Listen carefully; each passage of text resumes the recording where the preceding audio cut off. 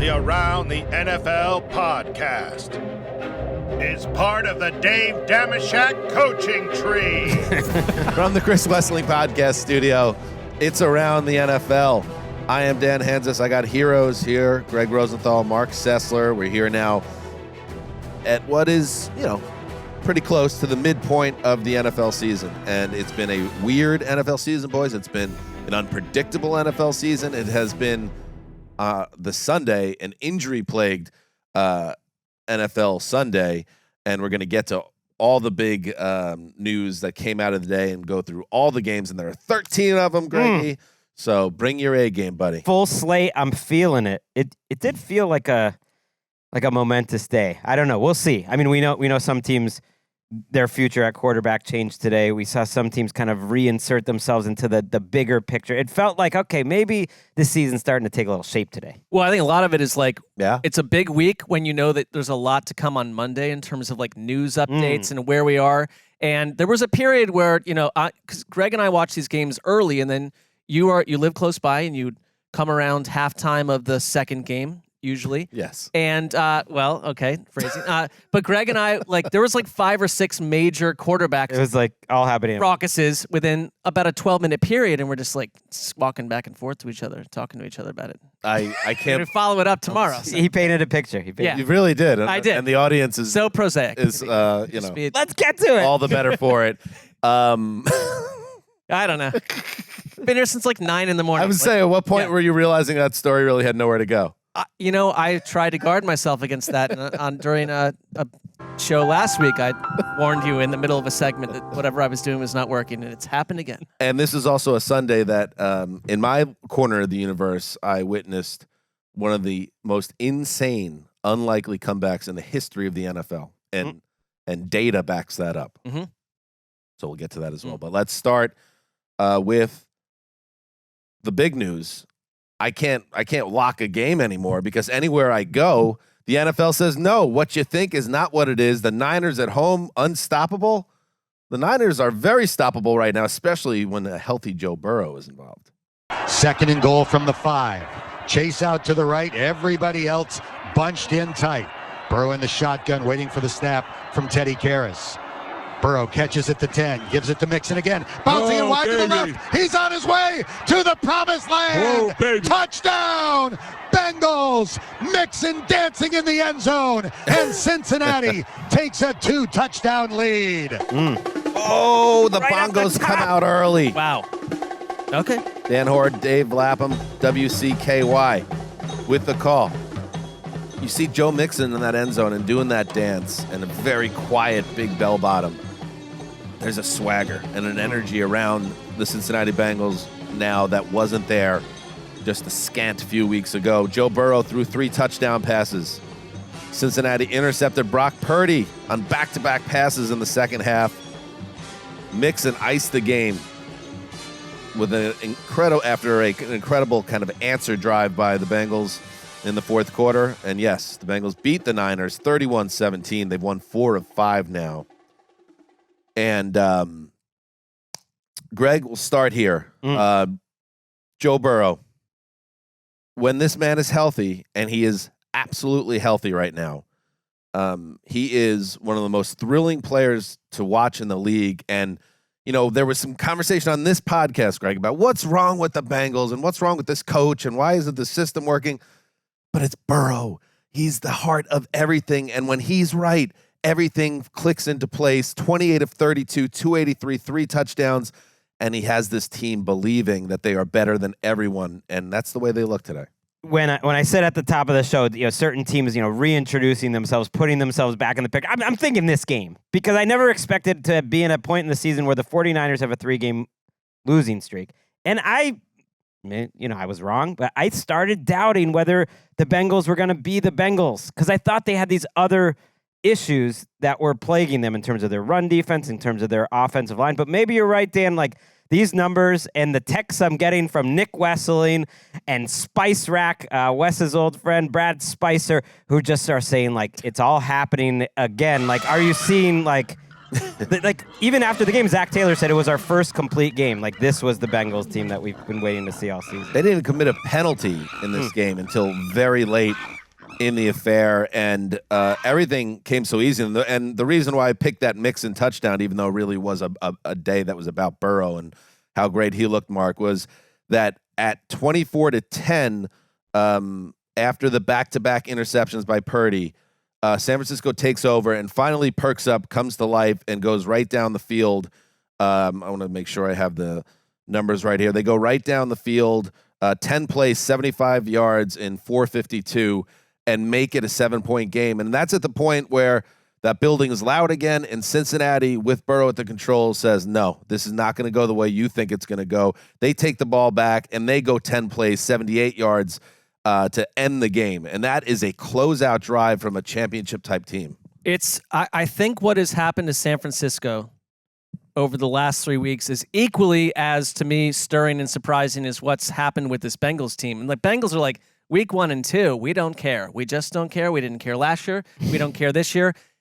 Who would have thought the Niners three weeks in a row would put up only 17 points? 3 weeks in a row.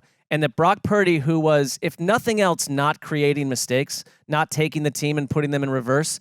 2 interceptions today. And it's one of the first times where I've heard Kyle Shanahan come out after and say, one of them was just flat out a bad decision. It was a bad decision. And it's like, we are seeing a version of Brock Purdy that makes me wonder if someone like Kyle Shanahan, who's a little bit up and down and like he has eyes for other quarterbacks left and right, would he ever be kind of compelled to put someone like Sam Darnold in there? We're not there yet. Let's talk about the Purdy situation, because Purdy, when we did the show on Thursday, he wasn't playing. Like he was in concussion protocol, and everything he'd had to check every box, and it was pushing right up against it to check the 5th box. So he does get cleared. So it looked Which is pretty rare. It looked like Darnold was going to start, and then at the last second, Purdy started. And again, when you guys see this game, you're going to see Purdy wasn't bad. In fact, there were moments in this game where, he threw for 365 yards and made some plays with his feet. He ran for 57 yards. But yes, you can't say anything. 2 on back-to-back passing attempts in crunch time. He throws interceptions that sink the team. And yeah, you thought maybe the first time you're looking at him after that second pick, Greg, and you're saying, is his confidence starting to waver a little bit? I don't think there's a controversy there yet, but we're starting to make something toward that. They hit the bye with questions about consistency at that position that are fair to ask. I believe so, and I don't expect to see Sam Darnold coming out of the bye or anything, but it's a little concerning that these turnovers are coming in bunches. Like when it starts going bad, it stays going bad. But that's partly, because they're playing this Bengals defense, and to flip it around, like the 49ers linebackers are known as the best linebacker duo in the league, but the Bengals linebackers, Jermaine Pratt, who they were able to keep on a pretty cheap contract this offseason, and Logan Wilson, who signed long-term, they made big plays in this game. They were the better defense ultimately, and I'm more surprised that the 49ers gave up 29 first downs than I am that the Bengals held San Francisco to 17 points. I am quite surprised that the 49ers defense, which just coming into this year and through the first 5 games looks so good, has allowed them to lose 3 straight, because they haven't played well in any of these games. No, and Burrow set the tone on the first drive of the game. It was 3rd and long on their side of the field, and he was done. Like there was a Niner in the backfield. This was a sack. He wiggles out of the sack and then scrambles to his right, and as he's going out of bounds, he zips one that looks like a throwaway at first, but no, it wasn't. It was for a long completion, and that sustained that drive and led to the touchdown. And then there was another play where he once again ducked out of trouble and then turned on the jets and scrambled for it was 20 yards. 20 yards. Yeah. And it was like, okay, he is fully right when he's doing stuff. We talked about that, and this was a game where you got the best version of Nick Bosa, who had 9 QB pressures in the first half, which is the most by any pass rusher in the first half of a game this season, 12 on the day. So that was working, and I watched that play too. I got all these screens up, and I saw Burrow break away for that. Some would say too many screens. Too many. Yeah. It is 9 too many. is not a in the lot. not How does anyone watch anything when not that in the many late in the screens late are on at window? the same You're just time? dealing with 4. But like when he had that 20-yard dash, you're looking at a player that's completely healthy. He's fixed. He's fine. And suddenly, this Bengals team to me has no ceiling. Wait, it's just the season is so long, and that's why I'm not panicking about the 49ers, but they're now spotted the Eagles a couple games if they're trying to get like a 1 seed, for instance, and they're bringing the Seahawks back into the division race. But it's just crazy that the Bengals and the 49ers essentially have the same record. One's 4-3, one's 5-3. It's like start over. These two teams, which look so different 3 weeks ago. And like I said, the 49ers are in their bye. Then they visit Jacksonville, a team that's surging as well, so it doesn't get any easier. 2 quick notes. Trent Williams. Oh, yes. And I did lock up the Niners, thinking it was Sam Darnold, and I was very excited about it. Yeah. Then Purdy came in, and I was like, well, I'm not going to bail out of the lock, but it took kind of like the feistiness out of it for me. They didn't fight hard enough for the lock, I think, because of that. Locks mostly come down to luck. I've said that in the years that I win and don't win. It's mostly luck. I was locking up. Well, when you game. win, it's skill. No, when I'm saying it's down mostly luck when you win. I was locking up this game, but it switching to Darnold freaked me out, so I jumped off of it. And then it wasn't Darnold in the end, but then it was too late. You're having a blessed year in the locks, and that's why the competition's effectively over now. No, like we said last week, and now you're picking up another game on me. Yeah. Left tackle Trent Williams missed a second straight game with a sprained ankle, and shout out to Christian McCaffrey. Even in the loss, he had 2 touchdowns, and he has at least 1 touchdown in 17 straight games, including the playoffs, that tied the NFL record set by 1963, 64. Gale Sayers. Matt Snell. I don't know. Wrong. Okay. Lenny Moore. All right. Let's move on. So the Niners humbled by the Bengals. How about another? Well, I want to call what happened in San Francisco stunning, but interesting and quite surprising. Let's head to Denver. This one was stunning. Takes the snap. Mahomes in the pocket, in trouble. Tries to climb with stiff arms. Bonito throws the ball on the run. That ball is intercepted. Justin Simmons.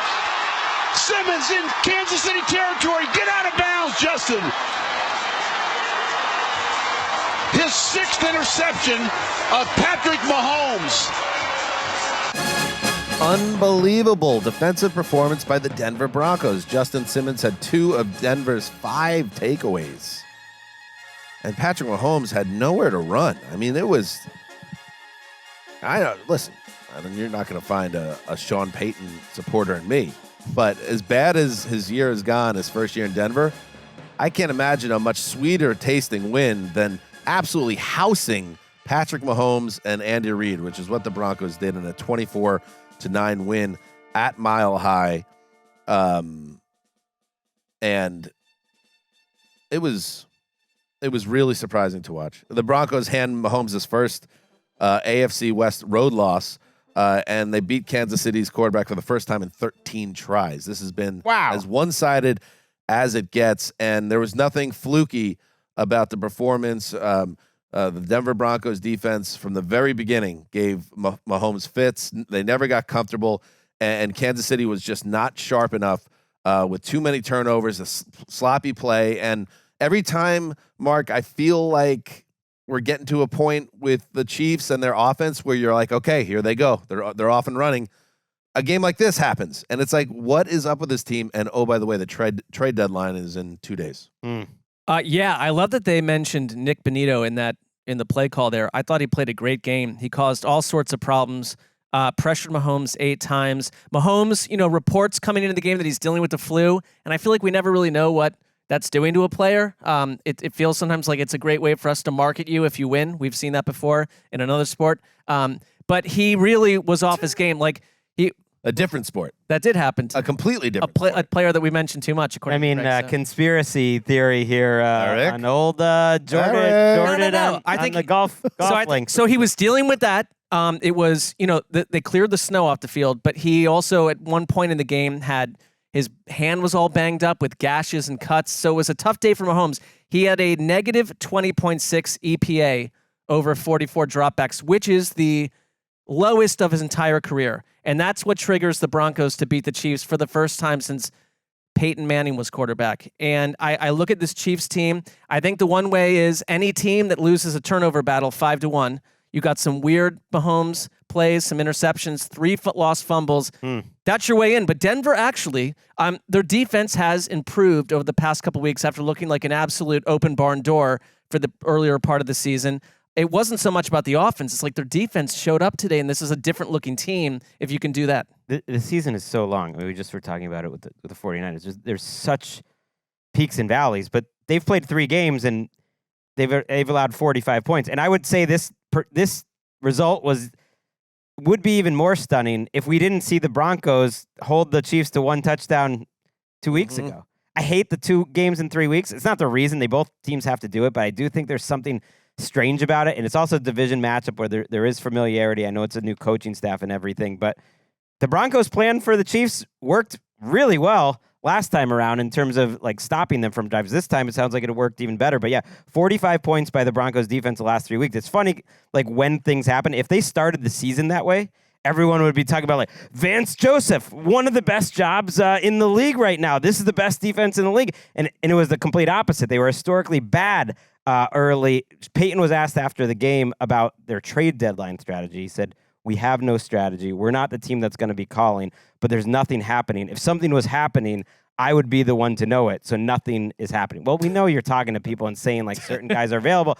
Potentially, but I believe everything he said. But they are 3-5 now, and the AFC is so wide open. And I think that's a trend we'll see the rest of these games is these teams that were maybe on the outs winning games and maybe less likely to make trades. The key play in this game, it was 3rd and 8 at the KC 27, and the Broncos at this point are ahead 14-9.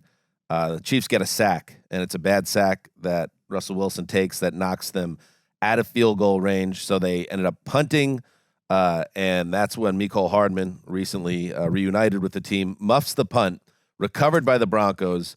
So after they get off the field, the Chiefs, and it's about to be Mahomes taking over, down 5 points, they muff it, sets them at 1st and goal at the 10. 2 plays later, Russell Wilson hits Cortland Sutton for 6 yards, 21-9, and that essentially kind of was the game at that point. So, I mean, in a game that was marked by too many mistakes, the Hardman fumble was the one that I feel like broke the back of Kansas City here. Yeah, I think it's like it came to a point where there were too many gaffes. I mean, if you told me that Russell Wilson was going to throw for 114 yards in this performance, I would think it'd be another typical run-of-the-mill Chiefs-Broncos outfit scenario. But instead, Denver is blasting Taylor Swift as the Chiefs walk off defeated, with Kelsey having, sorry, it is a little bit of to me, a split when she's not in the stadium. 58 yards, kind of held at bay. I know we're not supposed to talk about it, but... Bad news, by the way, because she is now going, I believe, on the international leg of her record-setting Eras tour, which means not to Germany, apparently. She is not going to be around anymore. And yes, Russell Wilson threw for just $114, but with 3 touchdowns. So that'll give you a nice 120 rating. Payton move. Former people that have worked for the Saints, like Sean Payton, he's a great play caller near the end zone. So he always is trying to get his quarterbacks touchdowns near the end zone because he loves the QB rating and the quarterbacks that have these gaudy stats.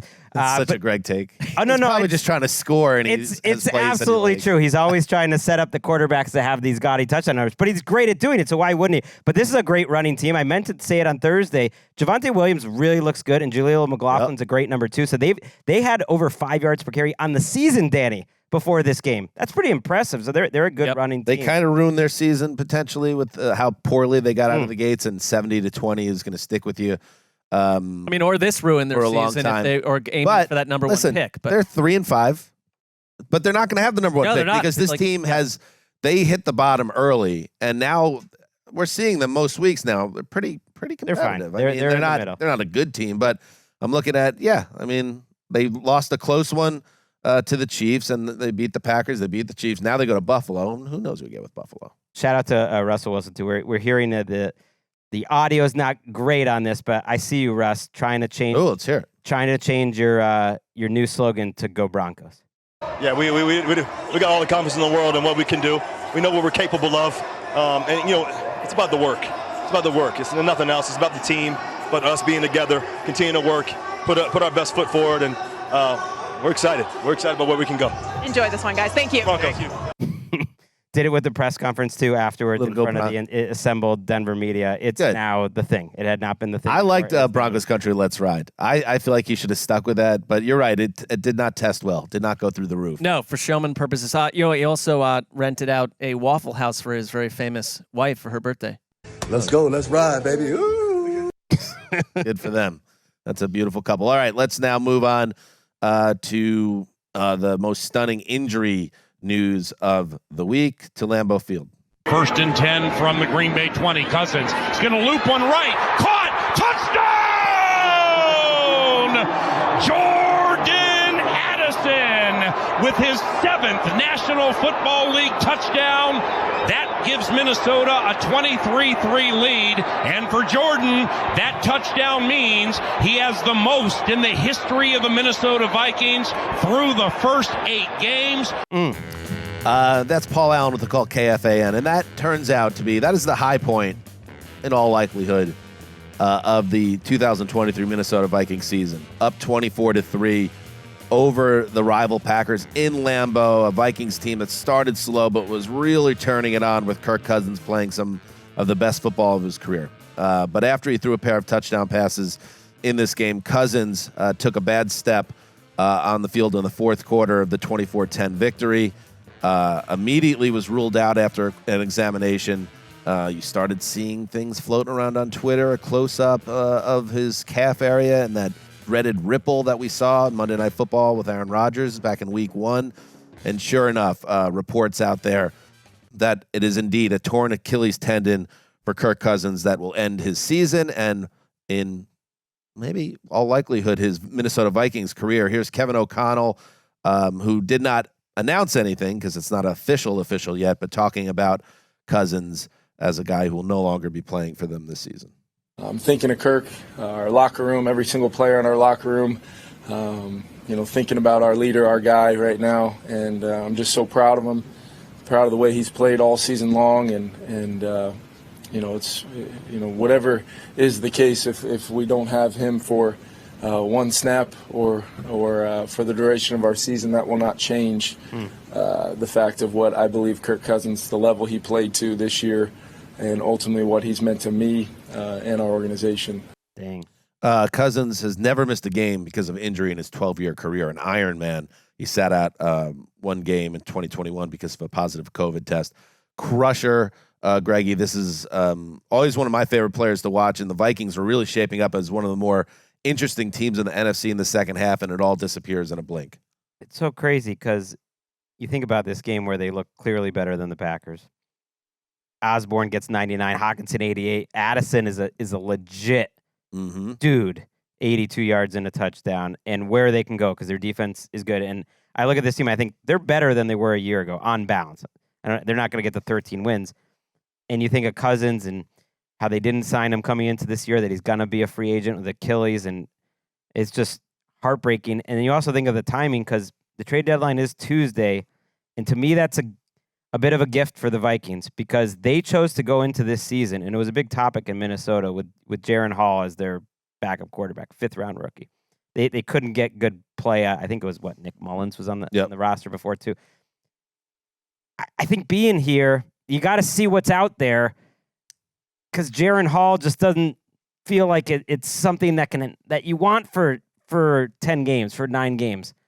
Whether it's Jameis Winston or Ryan Tannehill or someone like this year's version of Josh Dobbs, I do think they're given not a gift, but just the fact that it's this week and not next week, they can maybe do something about it. I would expect them to do something about it. Because so when they beat the Bears in that 19-13 contest, which it was a win, but it looked to me like the coaching staff had not cooked up a way to cover over Justin Jefferson's absence. I thought against the Niners, with Addison stepping up, there are answers. And today we saw multiple pass catchers be extremely productive. And Kirk Cousins is playing one of the best seasons of his life. You lose them, but then you look at the schedule, and I'm with you. Why not look for a Jameis Winston or someone like that? You've got the Falcons, the Saints, the Broncos, the Bears, and the Raiders coming up next. You're 4-4.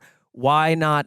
It's over. Because here's what it is, and I get it. The coaching staff can't think that way. They can't, but we can. You can't you're not going to trade for a quarterback in week 9. You could trade for Jameis and then Winston, expect him. Yeah, what do you think Jameis Winston would do with the playbook in his hands in the middle of the year? I'm just saying you're talking about a guy that this is a rookie devastating from BYU, though. setback. No, it absolutely is. I guess I just mean, look, it's not going to be in Kwesi's long-term plan. Like, this is a team that's actually trying to add draft picks and think about the future and get rid of veterans. We were talking about them trading away veterans.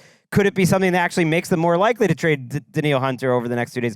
I don't know, but I think just life is short, and you have to all live in the next 9 games, and you could say like it's over. Yeah, they're not going to win the Super Bowl. They weren't winning the Super Bowl anyways. I think you have a responsibility to your team that if you can get a guy like a Jameis, or I'm not coming up with great answers. Jacoby Brissett, and it could be for like a 4th round pick or something, and that it dramatically improves your next 9 games. I think actually, I wouldn't even do that though. Like, why would you bring what in? Is it? Because what's a 4th round pick? It's like a coin flip. They value them. Like General managers value them. They do, but that's what I mean. Like, to me, 9 games of these next 9 games are more valuable than a coin flip for a guy that might be a backup safety. Trust me, I hear what you guys are saying. I'm not trying to be flip about it. Yeah. I'm just like kind of being a little more black and white, and sometimes you just get screwed. And they lose Jefferson to a serious hamstring injury. Now you lose your franchise quarterback to the most brutal injury, and it's just like, that's kind of it. And maybe for this team,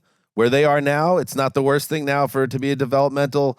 If this kid, he's on your roster, you coach him up and see what you get out of him, and maybe you get a high draft pick if things go poorly, and if he develops, it's a bonus that comes out of a terrible situation.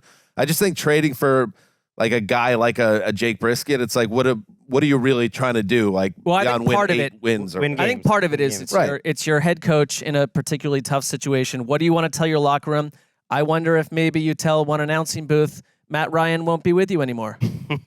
That wouldn't touch it. Plus, forget the draft pick. It's like they're not going to, even with Jaron Hall, they're not going to lose enough games to get a worse record than this Packers team right now. Like, like the Packers are one of the worst teams in the NFL. There's got to be too many bad teams for them. And by the way, Matt Ryan, it's funny you brought him up because Matt Ryan did supposedly reach out to the Jets, or his representation did. So, I'm sure maybe if he did it for the Jets, he would. I could play with Justin Jefferson in a nice dome. That doesn't sound too bad. We'll see. We'll see what happens. Let's hit the Packers because we got to keep moving.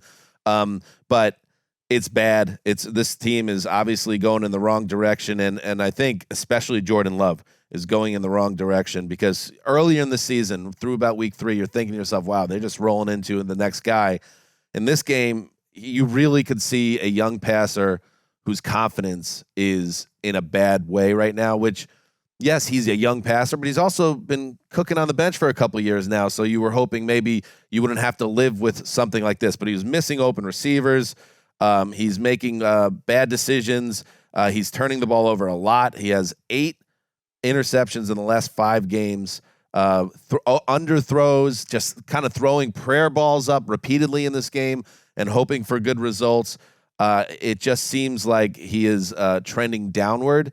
And Packers fans, who are, a very positive fan base, I feel like for the most part, at least inside that building, they're like booing like they're the Philadelphia Eagles fans, and they're booing Matt LaFleur, and they're booing the quarterback and the general direction of the offense, which is kind of rudderless right now. Yeah, if you're 25, you've never been through this. If you're 35 as a Packers fan, you've never been through this. And it's unusual to see a game that starts with 4 punts. You have 98 yards in the first half, 12 minutes of time of possession, and you close the game with 3 essentially 4th down downs in a row. It's like this is Matt LaFleur's coaching challenge, and it's not working right now. And it's interesting to see Packers fans in a place like this because it's pretty unprecedented. Right, Cousins' injury happened before that, when that fumble happened, and they had they had the ball inside the 10. They totally had a chance to get back into this game. It was like nothing. Cousins, by the way, before he went out, was 12 of 13 for 139 yards and a touchdown on 3rd down. So he was cooking up the Green Bay defense on 3rd downs. And yeah, the Packers offense has gone now 5 straight games without a touchdown in the first half. They didn't have their first down in this game till 4 minutes of the second quarter. So for the first time, I really think the Matt LaFleur era is under attack right now, and I think there's a chance he could be in some trouble if this thing stays bad or gets worse from here. Do you think it's a him issue? Is that fair or not? Well, is it a him issue versus like whoever else should be coaching? The offense isn't working, and he's the offensive guy. I don't know. Like, he has a role. It was a show me something season. We said going into the season that like we're going to really learn about Matt LaFleur. Like, was it just Rodgers, or like is he a coach that can sustain success? And they're one of the worst teams in the NFL. He's got a lot of work to do. There's no doubt about that. All right, let's see. Where are we at? Let's head to Jero World. Here's 3rd and 8. Rams are going to rush 4. Prescott runs up out of the pocket and runs right, looking downfield, throw into the end zone, touchdown. There it is. That's easy. Cash in. That's all. That's CD. 22 yards and his second touchdown of the day. That's what the Texas Coast offense is missing. Just target your best guy in the end zone a lot. Anyway, Brad Sham, the Sham God, our buddy from KLRD with the call there. Dak Prescott threw 2 of his 4 touchdown passes to CeeDee Lamb, who was a menace in this game. Jaron Bland had his 3rd pick 6. That's pretty crazy. What? And the Cowboys torched the Rams 43-20. That is the 11th consecutive win at AT&T Stadium for America's team. Greg. Wow. It's funny. I didn't realize that either. It's funny in the NFL because after the Niners smoked Dallas a few weeks ago, the Cowboys were rightfully being flamed as this overly familiar pretender, and maybe they are still. But then they drop a hammer like this, and you see what's happened to San Francisco since, and you're just thinking to yourself, like, NFC is freaky right now. It is, and they're so talented, and you just see it when it's allowed to come out that they are among those teams that have a chance. I know you don't want to, you're not going to believe them in them, Mark, and I don't know. I have to see it too. Right. You could say this about 14 teams, and you're right. They have a chance. You're right. I wouldn't. I would only say it about like 5, but they're one of those 5 because they're so talented. On a day like this, like CeeDee Lamb listening to Around the NFL on the way to the stadium saying, I'm on pace for like 90 catches and 1,300 yards, Dad. Get off my back.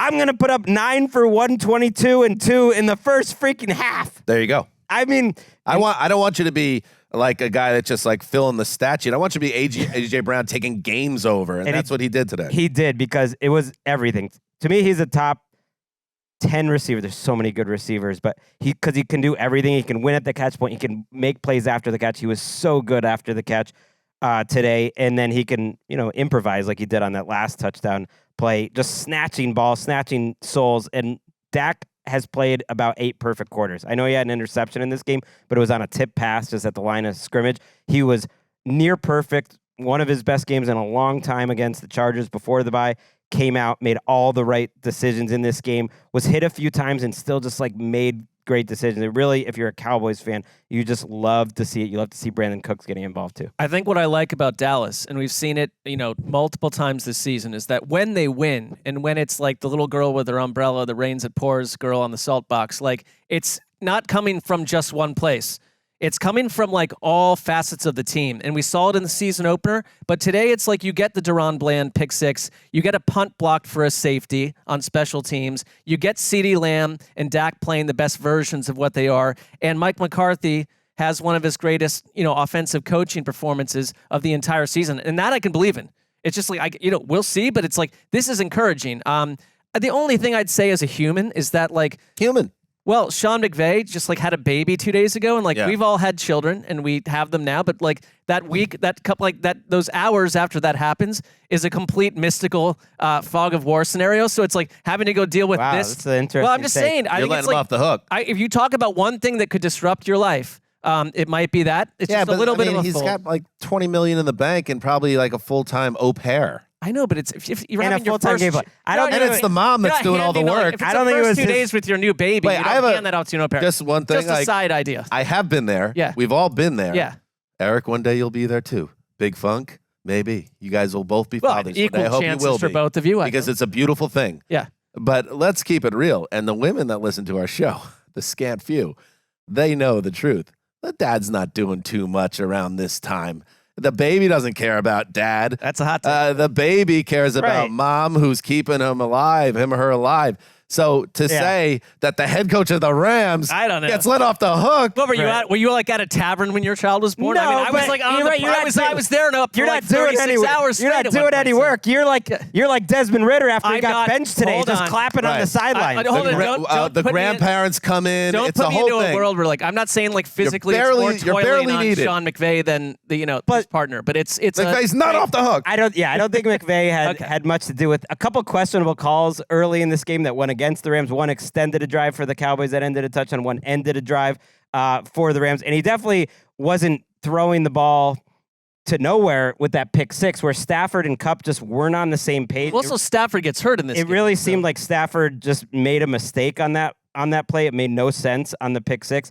And then Stafford, on the last drive before halftime, hits his thumb hard on the helmet. No. And you're thinking, is he going to have to leave the game? Did he just break a thumb? No, he's going to stay in there. Okay, he stays in there. And then he hits his thumb again on the helmet. And that was on a touchdown. You're like, oh, wow, okay, the Rams not giving up in this game. They cut it to 33-9 before halftime. Then they come out of halftime. Okay, Stafford's still playing. He's going to be fine. They score a touchdown. Wow, it's now 33-15. They're rallying. Let's dial up the 2-point conversion where Matthew Stafford has to catch the pass with this injured thumb, and he catches it because it's not a perfect pass from from Tutu Atwell, rather. And he then dives for the end zone and braces himself with his thumb. Come on. And then he hurts the same thumb again. And McVay said after the game, he actually believes that's the play he hurt his thumb on. That before that, he doesn't think it was a big problem, and he's going to undergo an MRI on the thumb. Here we that go is going down as like an all-time, like, what was that play call in that moment? Maybe if McVay was, if he was more focused, he would have pulled his quarterback out of that before that happened. It is a possibility. We have a lot of backup quarterback action in this league right now. So it's not a great vibe. Major Bones Fossil revenge game, though, with a big return, a block punt. You want to go cheap on special teams, Rams? You entered this week 32nd in DVOA and special teams, and their special teams killed them all day today. And I'm going to cycle back real quick because we're going to bring up coordinators. Captain Lou Anarumo, what a job. He was fired up, too. He was. And Romo did a nice job on the telecast saying, hey, guys, get ready. This is a head coach in a couple of months, and he will be. But, yeah, Bones, he's been an interim head coach in his past. I wonder if he can work his way up the ranks. We all seem to like Bones Fossil. So, anyway, 43-20, Cowboys roll. Let's hope Matty Stafford is healthy. And last note, you mentioned Cooper Kupp and Stafford not on the same page. Kupp and Puka Nacua combined to go 7 for 64 in this game. That's basically like a half of production for these guys at other points this season. That's what they did combined. Let's take a break and then welcome in the pipe.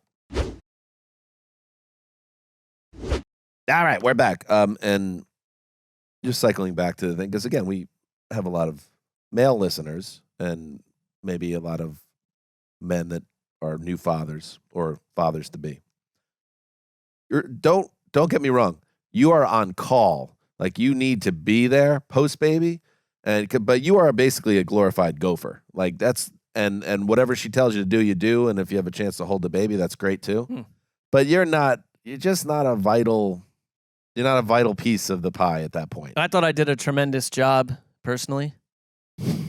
So, he's taking this personally. Right. I'm sure you were great. Ever since I'm sure you were very flexible and there for her, but I'm just saying. You're awake a lot, but I don't think that means, that Sean McVay called a different game. Well, to your point, back when this happened to me, our HR department, asleep at the wheel, I was back at work 3 days later. So there's that. There's that aspect of it.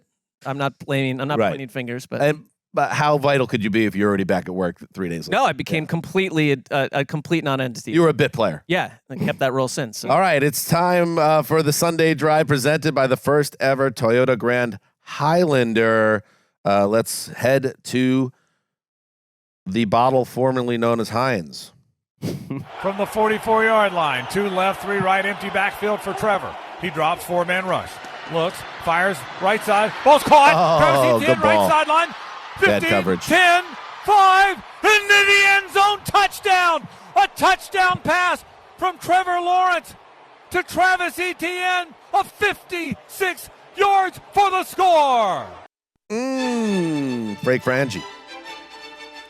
Frangie. WOKV with the call. Trevor Lawrence threw for 292 yards and hooked up with Travis Etienne for that 56-yarder late in the third quarter. It was a dagger for the Jags, who ran their winning streak to 4 with a 20-10 win over the Steelers. Yes, in Pittsburgh. We now welcome in the iconic Pipe, Nick Shook. Shooky, a road win in that environment tells me a lot about Doug Peterson's team. How say you? Yeah, I mean, it was a soggy day in Pittsburgh. It's been pretty poor weather here in the Midwest for the last day or two. And usually, especially in that stadium where the field is notoriously pretty bad at holding up against the elements, it was going to be a challenge, and especially for how this team operates offensively and really how the whole first half went for them, because they probably should have won this game by 3 scores, maybe 4 scores. They had plenty of opportunities. They just didn't finish drives, but Trevor Lawrence had a solid day overall. So it wasn't until that touchdown pass where it was like, finally, they've broken through. They've put themselves far enough ahead where I feel comfortable that the Steelers are not going to come back and win this game. So yeah, big win for them, going on the road, getting down there and continuing their winning streak. It's, the Jags are ascending, baby.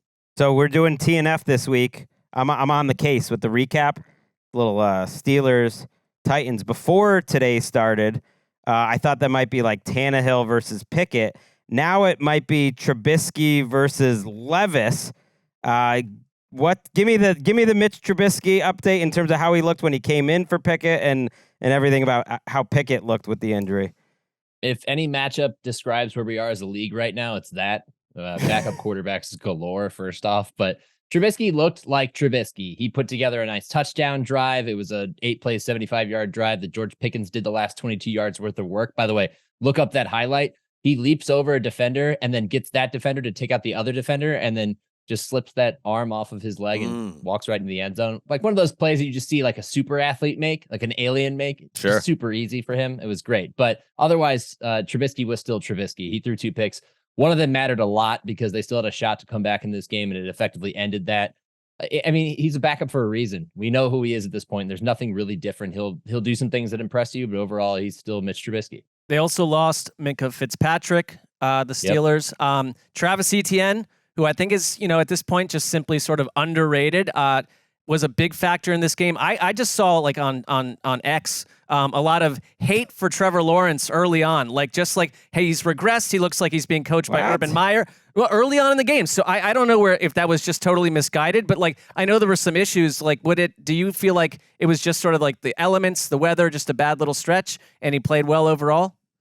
He played well. Yeah, I thought he looked a lot like he's looked for the last month. And I think that's the big confusion with Trevor Lawrence. We've discussed this, separately in relation to QB index, is that he hasn't had the spectacular game or produced all the highlights that you expect from him. But overall, he's been very solid, and he was very accurate today again, especially considering the elements. It's just they stalled a few times. They couldn't convert third down a few times, and that was that. But I liked most of what I saw from him. All the talent's there. That has not changed.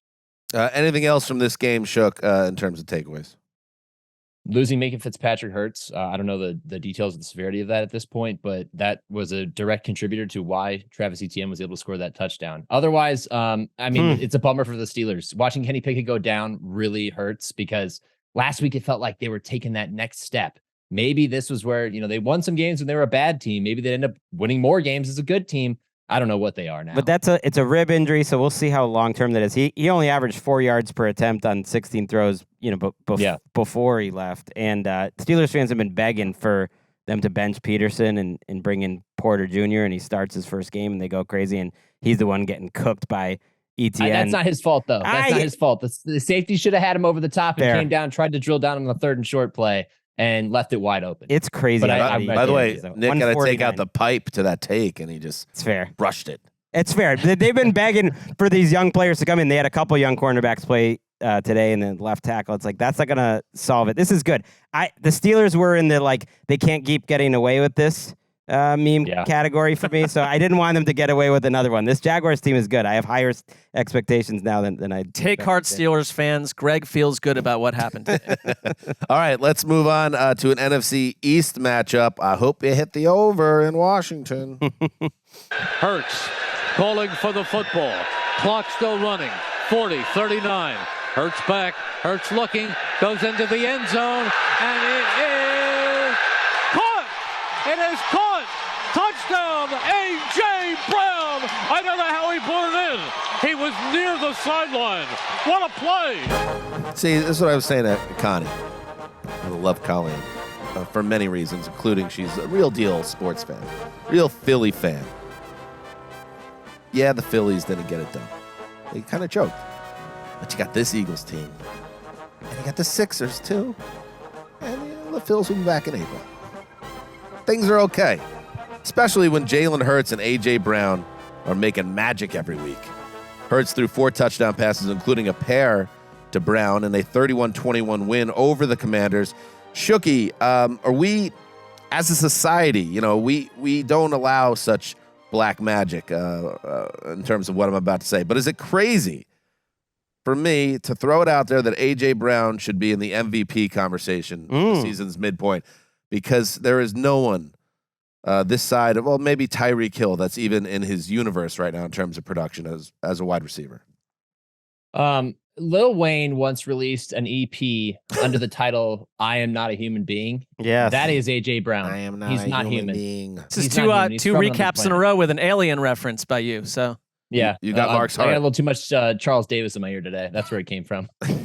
But I mean, AJ Brown's incredible. Like 6 straight games with 125 plus receiving yards. He should absolutely be in the conversation for MVP. Let's take it outside of quarterback. Let's open our minds to the other possibilities of potential galaxies beyond ours, right? Let's do that with the MVP as well. Let's put some receivers in there. He is the main reason that the Eagles win games, whether it's close or not. Jalen Hurts, of course, has to put the ball on him, which he's doing a great job of. But it's really fun to watch, man. He just does a spectacular thing or two every week. He catches every contested pass. He's about as reliable as death and taxes, but it has a positive connotation. Here's the stat.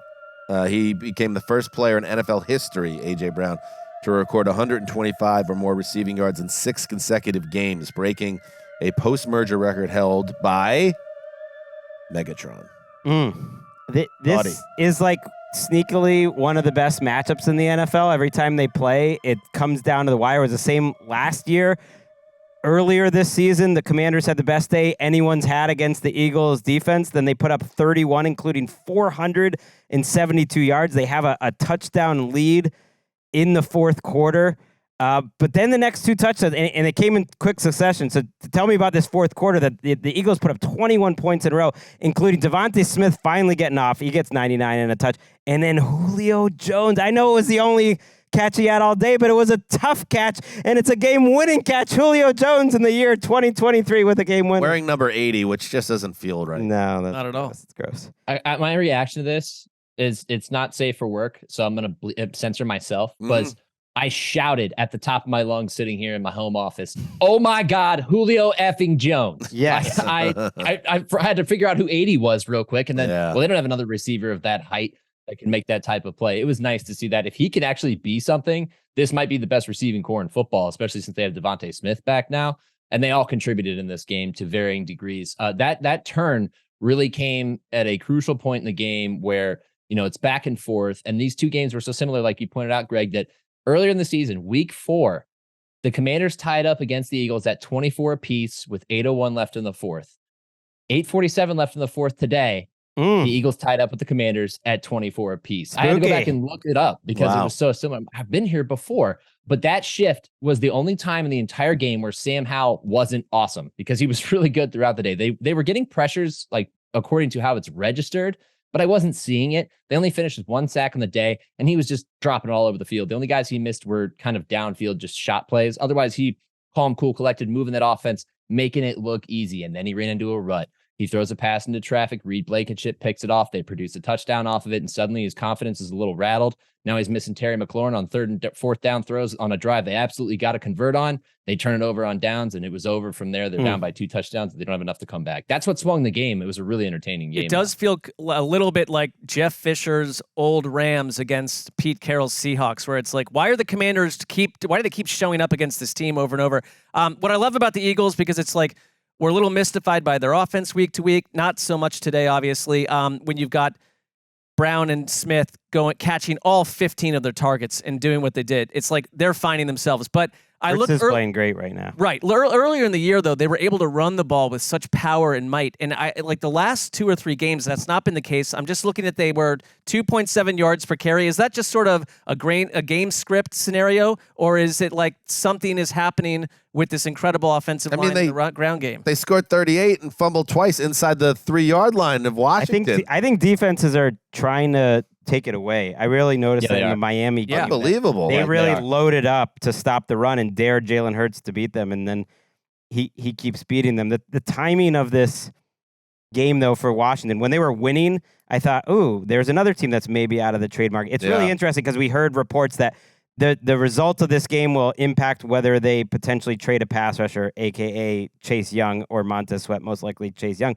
And then I'm like, well, what does this mean? You just played like the best team or one of the best teams in the NFC to an almost a standstill. You're only 3-5. Ron Rivera isn't going to be there next year if they don't make a playoffs, and he's the one in theory that's trading these guys. Are they going to make them trade? I don't know, but them losing this game, but in this fashion, it's confusing to me. It's why you got to push the trade deadline back. It feels like it's it could be an executive decision above him for the. Who is that though? They don't have an executive above him. Exactly. I guess the owner. I guess the owner is in. Yeah, is it? It's a new owner. I mean, that we don't know anything about him. Is the owner like grinding tape on Montez? Yeah, Sweat? but that also is maybe a new owner syndrome thing to do. Like David Tepper's done it too. It's like, hey, no matter what, he's like, I want you to go get picks. I'm not giving you a choice. Go trade one of these guys. So it's possible. I hate to think that we already have now witnessed the final game of the dynamic pass rushing duo, Young and Sweaty. But we're going to find out in just a couple days.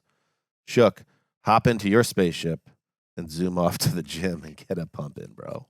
I'm not going to get in the spaceship unless Mark loans me the multi-purpose jacket that he's wearing again. Oh, it's back. It's a bit. I mean, Levi, you fit in this? It's just a bit. You're going to put it on one arm. Bit. Like, wait, that's Nick asked a question. What? Is the jacket a bit? The frequency in which you wear it. We did touch on it on the NFL Plus. It's on the ATN podcast. I'd say like everyone should follow us on Instagram, ATN, the ATN podcast. I mean, my 40s into my year 50s has been a bit, so it's just part and parcel of all that. So. Shook. That's the answer I was looking for. Yeah, that was some hard-hitting journalism from the pipe. All right, buddy. All right, get him out of here. I'll see you guys. All right, let's head. Thank you to the pipe as always. Let's head to the Meadowlands where things got freaky. Thomas Hennessy will snap. Thomas Morstead will hold.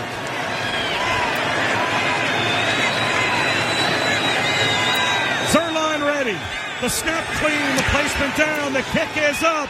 And the kick hooks to the left. But it's good! Inside the left upright for Zerline.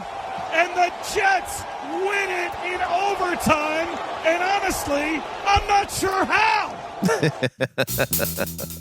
Bob was choosing with the call, and he is right for WEPN. According to, let's start here. This is the New York v. New York game ends in a wild way, and I hit up my dad, Keith. Dad, you want to chime in on this game? And he said, nah, Danny, I don't even know what I would say. I don't know what to say. And I was like, all right, that's fair. And this is why my dad was saying that. According to ESPN Analytics, the Giants had a 99.9% win probability with less than 119 to go in the fourth quarter. But that's when things got miraculous in the Meadowlands. Graham Gano shanked a chippy on 4th and 1. The Giants committed ill-timed offsides penalty, Kayvon, which was otherwise a great game from Kayvon. He was very nearly the hero. Then Zach Wilson gets a completion and a clock stoppage, a miracle clock stoppage with 1 second to play, which sets up the tying field goal. And then in overtime, you heard that Greg the Leg Zuerlein completed the comeback after a PI call set the Jets up in the red zone. 13-10. Welcome to Jet Life Stadium. From Jet Life Stadium, 13-10. Third straight victory for the Jets. And really, Mark, I was thinking about what you said. Quite frankly, you said it back in week 1 when I was mourning what happened in that fateful Monday night with Aaron Rodgers, that, maybe this is going to be a weird, strange trip and a positive one for the Jets. And then you mentioned it again on Thursday that this team just seems there's something around this team that they find a way. And I cannot stress enough how poorly the Jets played in this game. And I understand that they're the Giants and they're a bad team and bad teams find a way. But that is now 3 wins for the Jets that really you could argue they had no business winning. And yet they have. And that's why they're 4-3 and very much in the thick of things in the AFC playoff race. I think a magical carpet ride in the NFL, and we've witnessed a few of them, don't typically look like it. And in box scores, they don't look like it from drive to drive. It's a game that is so fascinating from a couple different angles. And it's like, this is why I think the Jets they get caught in these strange little worlds. The teams were 0 for 18 on third downs in the first half. They combined for 24 points. like the record. 24 punts. 24 punts. The record is 27 More than back in points. 1998. Much more than points. They somehow went into overtime with a team in the New York Giants that had Tommy DeVito helping. Hey, Tommy Big DeVito! Blue to -9 total passing yards, and the Giants somehow snuck into overtime. So it's like the Jets are clearly doing some things very well. I just think they're a fascinating story, and if you can ever get to the doorway where you get Aaron Rodgers back and he's somehow thrown on the field again. Yeah. And it's the defense that's playing well and catching a break with Tyrod Taylor going out, one of many injuries in this game. But Greg, it was not the offense on any capacity. Zach Wilson made 2 big throws at the end of regulation and then drew the PI with a deep ball that the Jets receiver was mugged. But this very closely was a game and a referendum again on Wilson and how poor both Wilson, the QB, is and terrible the play calling with Nate Hackett was. And that all gets pushed aside for another week. The NFL is crazy like that because the denouement of this game I thought was going to be what was that? Our guy. Denouement? I don't know. I don't know. Our guy, Kayvon. Yeah. Sacking Zach Wilson, his 3rd sack of the game on a 4th down play where you got to get rid of the ball. And Wilson showing absolutely no awareness and taking that sack when he tries to peel back. And the Giants taking over up 3 in field goal range with not only a couple timeouts for the Jets. And it looks over. That feels like that's the end of the game is Wilson blowing that. But the sequence is really crazy to go back and look at because the Giants were rushing the ball well. Saquon ends up with 128 on the ground. The drive before that, they moved the ball quite well, even though DeVito, again, as Mark mentioned, had negative passing yards at the time. They just moved the ball down the field before, I think, another Gano miss, right? Yes, he missed 2. He missed 2 at the end of that game. And Saquon, if you watch it on 1st down, actually, he has a big hole. And they told him just no matter what you do, don't fumble it. And he kind of didn't. He almost just was holding the ball to make sure he doesn't fumble and went down to maybe a little easier than he would have otherwise. And they end up getting 1 yard away on 3rd and 1 and Gano misses it. And even at that point, it's basically over except for that offsides call. I mean, Wilson has a nice throw to get to a little past midfield. But it wouldn't have mattered. They didn't have any timeouts. It was in the middle of the field. They would have clocked it and then thrown a Hail Mary. That's why the Giants were allowing that to happen. But it happened to be an offside on Kayvon. He was getting greedy, and it wound up being a free play, and then that sets him up around the 45 for Wilson to make his best play of the game, and for their kicker not to blow it. Give Greg the leg some credit. I thought you were going there on our chat client where we figure out the rundown of games. After Kayvon has the 3rd sack, I go onto the chat client and I say, all right, here's the highlight. It's Kayvon's 3rd sack. Never lock the Jets, which was my message to both Marc Sessler and Nick Wessling, even though he's not on that chat. Well, myself and a full zoo. An entire zoo had locked the Jets in this game. So from a Kayvon perspective, this was his coming out party. And I don't want to gloss over that because he has really come on in recent weeks, despite the personal history our podcast has. You cannot say that he is not making the leap in year 2, and he had won the game, and he was going to be the star of the game. So for it to be him that jumped off sides, that was remarkable. And it's really hard to wrap your head around it. That does feel like there's a cosmic energy around this team, but I don't want anyone to think that I'm coming out of this game thinking they don't have a major problem because the quarterback is still not a player. And yes, the trade deadline's coming up. And I just said, what's the idea of bringing in a veteran in the middle of the season? Say, here's a playbook. We got a game on Sunday. But with Ryan Tannehill maybe out of the mix, and we're trying to get the torch to Aaron Rodgers. Is there something there other than Zach Wilson? But I don't think that's the way this team thinks. I think they're going to ride with Wilson. Here is Brian Daboll talking about the decision because it was one that was hotly contested. It was 4th and 1, less than a yard really after the Saquon play Greg's talking about. And they could have went for, and they were running the ball well at that point. They were wearing down the Jets defensive line. They could have just run the ball, either get the first down and kneel it out, or you don't get the first down and the Jets have 25 seconds and no timeouts or whatever it was to go the length of the field. Here's what Daboll said. Kick a field goal there. Then they have 24 seconds with no timeouts, and they need a touchdown, so counted that. I'm making a field goal, then they'd have 24 seconds with no timeouts to have to drive at the length, and our defense was was playing really good all game. So that's why I made the decision. It's, the only thing I'll say is that Gano, who's a great kicker, having a bad year now. There was a report during the game that he's got a bad knee, that he's kicking through pain, that he might need surgery in the offseason. And it was a miserably rainy day at the Meadowlands. To send him out there was maybe an unnecessary risk, and they got burned.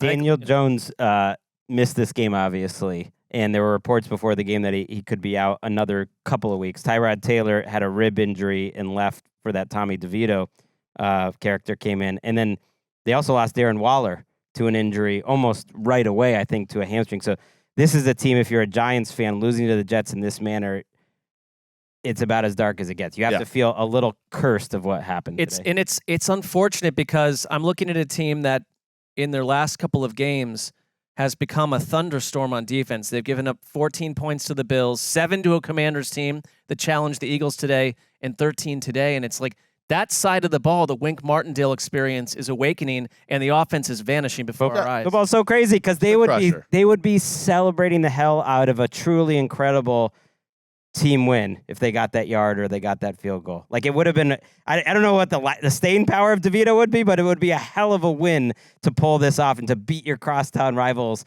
on a day you lose you're on your third quarterback and you lose Waller and all that stuff, and then it doesn't happen. But Greg, 5 things had to happen in a row for the Jets to happen. And they had a game against Cleveland last year where like 25 things need to happen. Like, this is a magical team, Greg. So all rules get thrown out. I think you're right, and that's why you did a nice job. Good job. Them up. I mean, we're like 58 minutes. Never do it again. I was I'm telling thinking you, that was not a good job. But yeah, don't do it.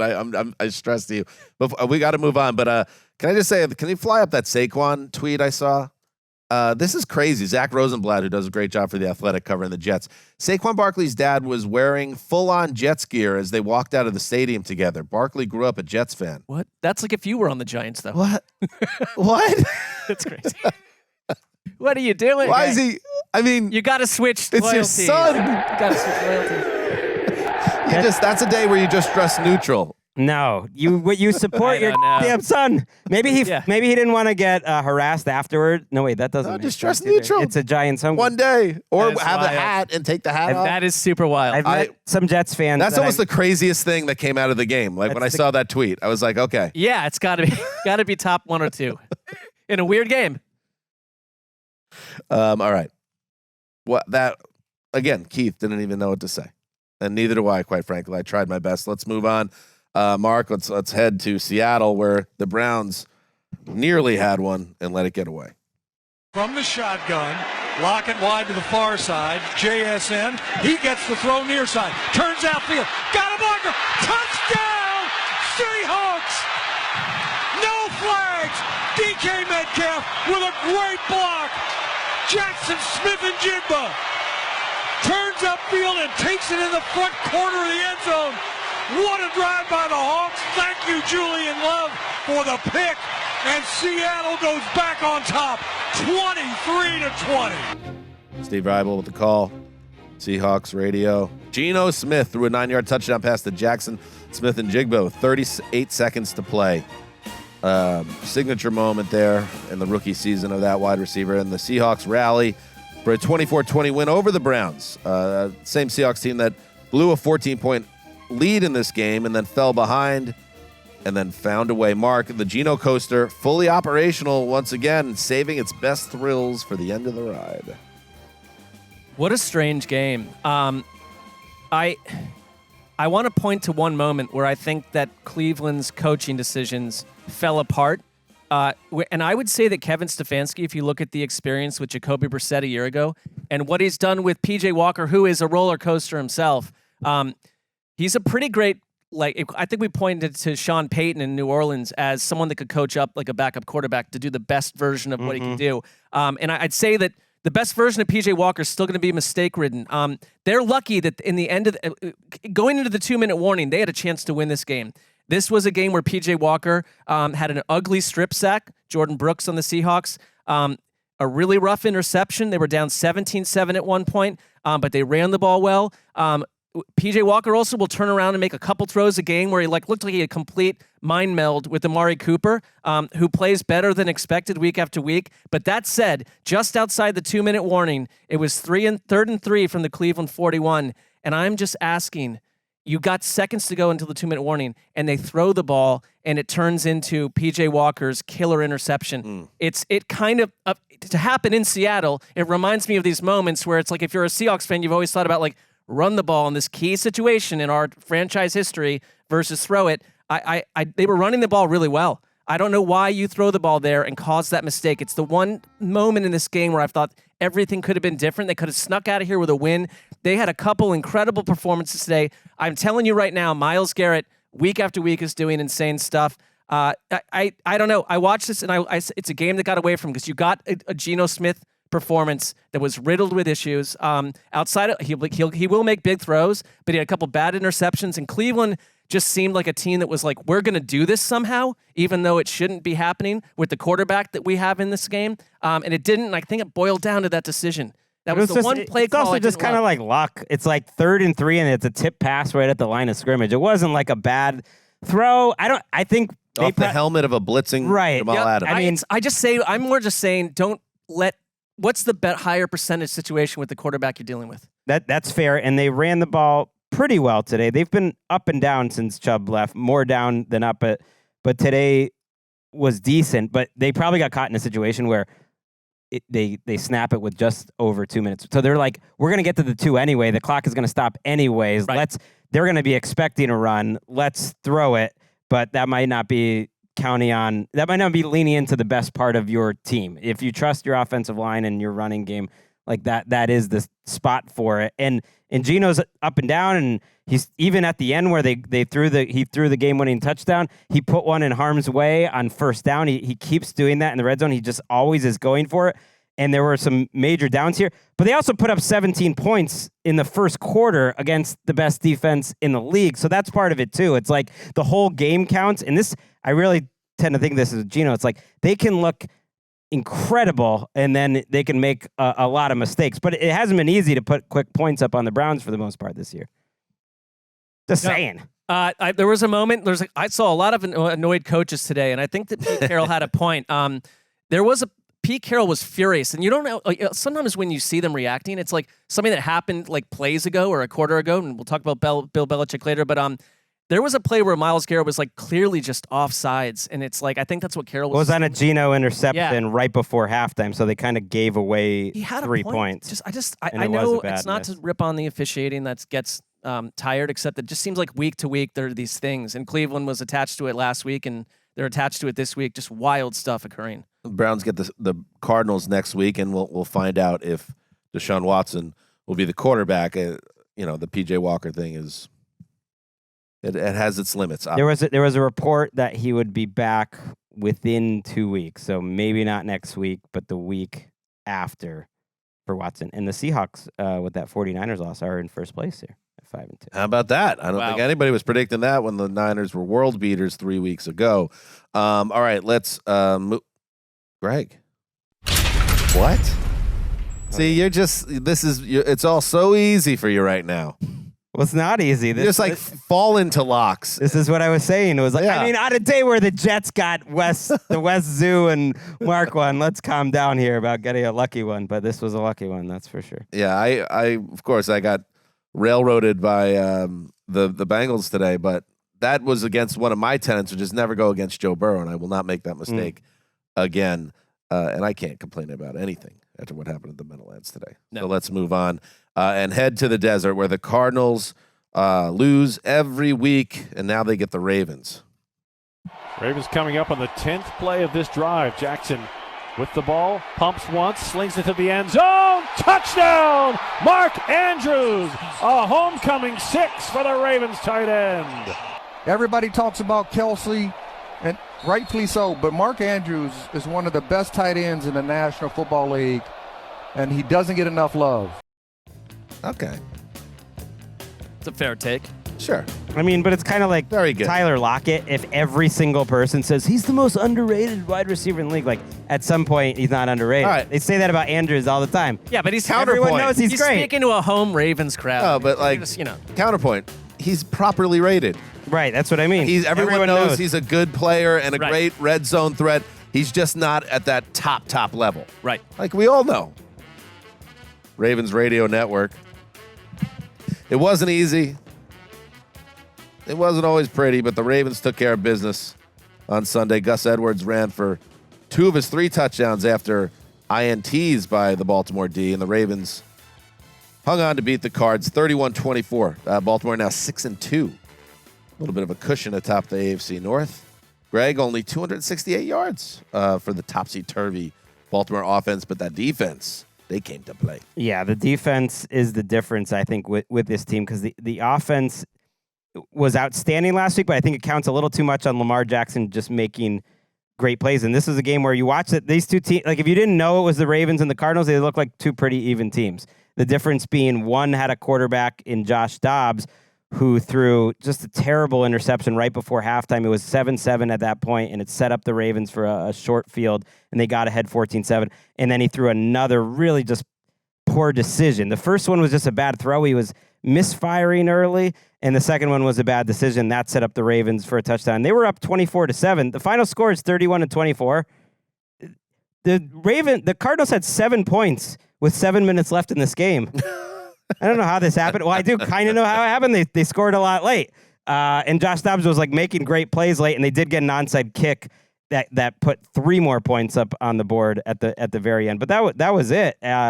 Dobbs, we've said it. It's a diminishing returns type of season for him, but we're going to get one more week. I think that was the most newsworthy thing to come from this game was afterwards Jonathan Gannon said Josh Dobbs will be starting next week, which is a little bit of a surprise because Kyler Murray is practicing fully, and the broadcast team that was covering this game said they had a feeling, and there's been some reporting that Kyler Murray would be starting this week, but I think it's mentally him getting comfortable and getting up to speed with this offense is the reason why they're probably going to wait one more week. Well, and you're 1-7, so Right. what are we rushing someone back into the lineup for? There's a deadline where he needs to be active on the 53, but that doesn't mean he needs to play. So they'll check that box and then make the right decision, hopefully. Right. And I felt like I was watching the end of the Dobbs era, but it didn't happen.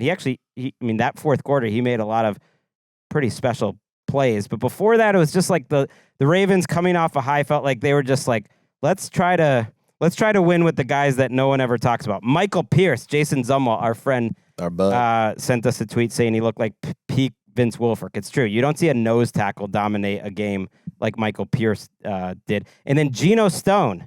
We're going to have a Geno off next week. Uh-oh. Ravens Seahawks. Geno Stone, their backup safety, leads the NFL in interceptions. How about that? How about this stat? His 5 picks through 8 games tied with Hall of Famer Ed Reed for the most by a Ravens player in the first 8 games of a season. Team history. What? Geno Stone, ladies and gentlemen. Geno Coaster. It's crazy. And this passing attack, they have one good week and you think they've made some progress. And then, man, anytime they throw to Beckham, it's a bit of a disaster. He had an injury. He got hit hard in the midsection, 4 targets, no catches, not on the same page. Like, Bateman made 1 really good catch, but Zay Flowers had 19 yards and 7 targets. Just like, okay, let's move it forward. Gus Edwards is a nice underrated back. Let's move forward. But I don't trust their passing attack. Yeah, I think that everyone you just mentioned, because this version of Odell Beckham and Bateman and Flowers has been consistent, but it's like these guys are a week-to-week proposition. Yeah. So we'll see. But they can win in lots of ways. They can run the ball. They can win with defense. I saw it bubble up in a couple places that this could be the Odell breakout catch, and then he has his first Wasn't that what we were saying in London? It's they were saying it. The people of England are very into Odell, so there was a lot of buzz around him being in town. But this is the second time in his 102-game career that he did not have a catch. What did he get, $15 million? It's one of the worst it's contracts insane to think that what did DeAndre Hopkins get? It's like, I don't... Considerably less. We've paid the wrong person here, and we being Baltimore. That's on you. I did not pay a dime. No. Cardinals, by the way, would have the number 1 pick if the draft started today. So maybe that's why it's like, oh, yeah, take another week, Kyler. Take another one. Get mentally comfortable. Oh, here's a new video game system. Here's the PS5. There's a new Grand Theft Auto coming out. Work your way around it. Yes. Delight yourself. We'll take the iPad. Here's Grand Theft Auto 7. Yep. Rip that little it's a contract prototype, addendum out of the contract. But learn Liberty City. Fall in love. Fall in love with the landscape. Luxuriate in the urban warfare of it all. Serious organization, otherwise.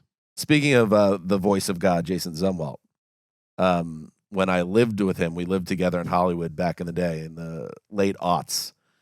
And Jason voiced one of the most prominent characters in Grand Theft Auto. He was like the man. I can't believe I'm forgetting his name. He's gonna kill me. Like a bad guy or a good guy? No, he was like the protagonist, like ne'er-do-well buddy. Yeah.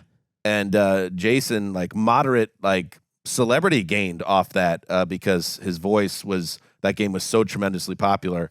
That in the gaming circles, people knew it was connected to Jason Zumwalt. I mean, I'm not a huge fan, but that had to have been Roman Bellich, right? Roman Bellich, that's it. I could say multiple Very listeners good. I've seen tweet about that. You looked that up. Of course. But also Zumwalt tweeting, deeper scouting reports. He's our Don Pardo on some level. We don't know if Don Pardo could have succeeded on any of those shows that he was on as their MCs. Zumwalt just slips right in. Put it this way, if Cameo, which I understand is falling on hard times, but if Cameo existed in 2008, Jay could have just done Roman's voice and paid the rent for the house in perpetuity in Hollywood. Well, that raises questions as to why he didn't do that. Financially dumb move. It didn't exist, that's why. Well, if it could have created it. All right, let's move on to Nashville, where the Titans got a nice breath, like a burst of fresh air through the door. On 2nd and 11. Play fake. Levis rolling to the right, looking, firing deep downfield, going for Westbrook Akine in the end zone. Touchdown, Titans! Will Levis on his back gets to watch as he has just thrown his 4th touchdown pass of his NFL debut. Get right out of the city. Dude has got an arm. Whoa! What a big time throw. It was kind of a Herbert-y throw. Oh, yeah. Yeah. Going one way, throwing across the hashes, right on the money to Westbrook Akine. I mean, whoa, that was an eye-opener. Mike Keith, great call. WGFX. Welcome to the big show. Will Levis, the rookie quarterback, made a grand entrance to the NFL on Sunday, tossing 4 touchdown passes and a 28-23 win over the Falcons. Here's a nice nug. Levis joins Fran Tarkenton and Marcus Mariota as the only other QBs in NFL history to throw 4 touchdown passes in their debut. Greggy, Levis Mania has arrived to save the Titans some irrelevance. Am I right? I think you're right. I think this was one of the games today that made me look at a team differently. It certainly makes me look at Thursday Night Football differently. How about the Tuesday trade deadline, Greggy? Right. Maybe Ryan Tannehill, who looked close-ish to play in this game, isn't gonna be taking this job back. I don't think he. Why would he? I don't think they possibly can. I mean, he even started the game mixing in a little Malik Willis, and every time Willis came in, the poor crowd booed poor Malik Willis. Not that he did anything. Which Levis addressed after the game, saying he was disappointed by the crowd, which was nice. I like that as a leadership move. First start, and he's already telling the crowd what to do. I like. Well, when you throw 4 touchdowns, you could do a lot. It was pretty rough because they bring in Willis, and to no fault of Willis, the first snap to Willis goes over his head for a fumble, and then so it was like everyone was very down on it. But wow, Will Levis, who looked awful in the preseason, had some great schemed up deep throws. And he had some throws that weren't schemed up, and he just threw it deep anyway. He put on those Houston Oilers throwbacks, very controversial. And he said, I'm going to put the soul of Warren Moon in my body, and it doesn't matter if the play calls for a 7-yard throw. I'm throwing it 60 yards down the field. The best throw he had maybe the entire game, actually, was broken up at the last second to Treylon Burks. Another deep one he had down that Burks couldn't get his hands on. He could have had 6 plays over 30 yards in this game. 3 of these touchdowns, Dan, rank among the longest air yard touchdowns of the 8 longest air yards touchdown of the entire season. And he did it in his first game. I mean, he throws those rainmakers. He is like the Russell Wilson sexy deep ball. I mean, there is no business. Ryan Tannehill has had a great career, and if he gets moved in a trade, we'll be on the airwaves talking about it. You can trust me on that. But at this stage of his career, what he's giving them versus what the upside of just developing and letting Levis play, it makes too much sense that he stays in the lineup. I mean, a guy that can turn DeAndre Hopkins into a star again, catching 3 touchdown passes in this game. And this is a game that I can't wait to watch from the Levis side. From the Atlanta side of things, Desmond Ridder has been a problem for that team all season. There's been a lot of outside the building cries to get Taylor Heineke into the game and into the lineup to give them a little bit of consistency and a spark. And it finally happens in this game, and he did put up 20 points in the second half as the quarterback. After the game, and Arthur Smith, who I've been getting on all year, I have not thought he's done a great job this year in a lot of ways, talked about the reason for Ridder coming out of the game, and it just led to more questions around a very confusing team. Every week it's something new with this team. I mean, those are obvious questions you got to ask. We just finished this game. Obviously, we got a lot of confidence in Dez. We didn't take him out for performance issues, but that's why Taylor's here, to be able to come in as a backup and give us a shot to win. So you didn't take the quarterback out, Ridder, for performance issues. Then what did he come out for then? Like, why can't this guy just be straight with us? Know. Like, why is he so cagey? Because strange. It's not a good look. No. They tested him for a concussion, and I could tell everyone who wasn't watching this game, which is 95% of America, understandably, is like, oh, well, let's see, like, when Ridder was cleared, like, let's see what happens. And no, they announced that he was cleared, but he must have taken the test going into halftime or at halftime, because he came out for the second half wearing a baseball hat. And no backup quarterback has ever clapped more and high-fived his teammates and showed he's a good teammate and good leader and all that stuff more than Desmond Ridder did in this game. So there was no consideration to bringing Ridder back in. Smith said that they were just being careful. I don't know, but they had tested him for a concussion. I never saw him get hit in the head anyways, but they did test him apparently for a concussion. Sacked 5 times in the first half. Right, and so he's top 5. The ultimate reason why he got benched was he was taking sacks he shouldn't take. He threw, he's top 5 in the league in interceptions, and he had another fumble in this game. So he's top 5 in the league in sacks taken, interceptions, and fumbles. I mean, his calling card was, at least I won't make mistakes, like right. Up until a month ago. I mean, I'd say, like, does Taylor Heineke, with what you saw, compel Arthur Smith to maybe make a change? We got the good Heineke. He played really well. You guys are talking as logical followers of the sport. I think Arthur Smith, one of the problems with him is he's stubborn and hard-headed and almost rejects any kind of hypothesis around his team. Yeah, so like seems to be. This idea that you should put in Heineke now, yes, it makes sense, but he can't even say in the post-game presser that Ridder didn't play well and had to be replaced as a result. Right. So I don't know what he's going to do. I don't either, and maybe he's trying to like leave himself an out of he's not sure in the moment what he's going to do next week. Heineke came in, and it was at halftime 14-3 Titans. Heineke came in, and he didn't really do anything. It was all the running game on the first possession, but they scored their first 5 of 6 possessions. 4 out of their first 5 possessions, including 2 touchdowns. So he put up 20 points in his first 5 possessions, and they would have come back and had a Heineke comeback victory if Levis didn't just keep answering by dropping bombs, and Levis did a nice job. He was getting to his second read, by the way, in a way that like Desmond Ridder doesn't. Exciting. And so that was why early on I was like, okay, there's one quarterback here who never gets to his second read, and then another who actually is in his first game. So Heineke, I would go with him. If Arthur Smith does not start Taylor Heineke next week against, and it's good to be in the Falcons because your schedule is beautiful. They get the Vikings next week without a quarterback. He should have his head checked. Let's see. All right. Let's take a break, and then we'll finish the games. All right, we are back. Let's check in on the AFC East, where the Dolphins hosted the Patriots.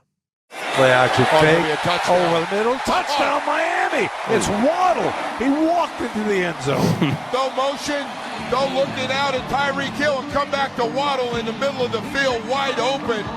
Broken coverage. Nobody's around him. How's that for a 3rd and short call? What is that song they play? In Miami, some Cowboys song. No? It's driving me crazy.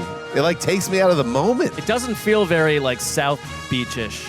No. or football Listen, or anything. I'm no fan of the man, but just like put on some Pitbull and call it a day.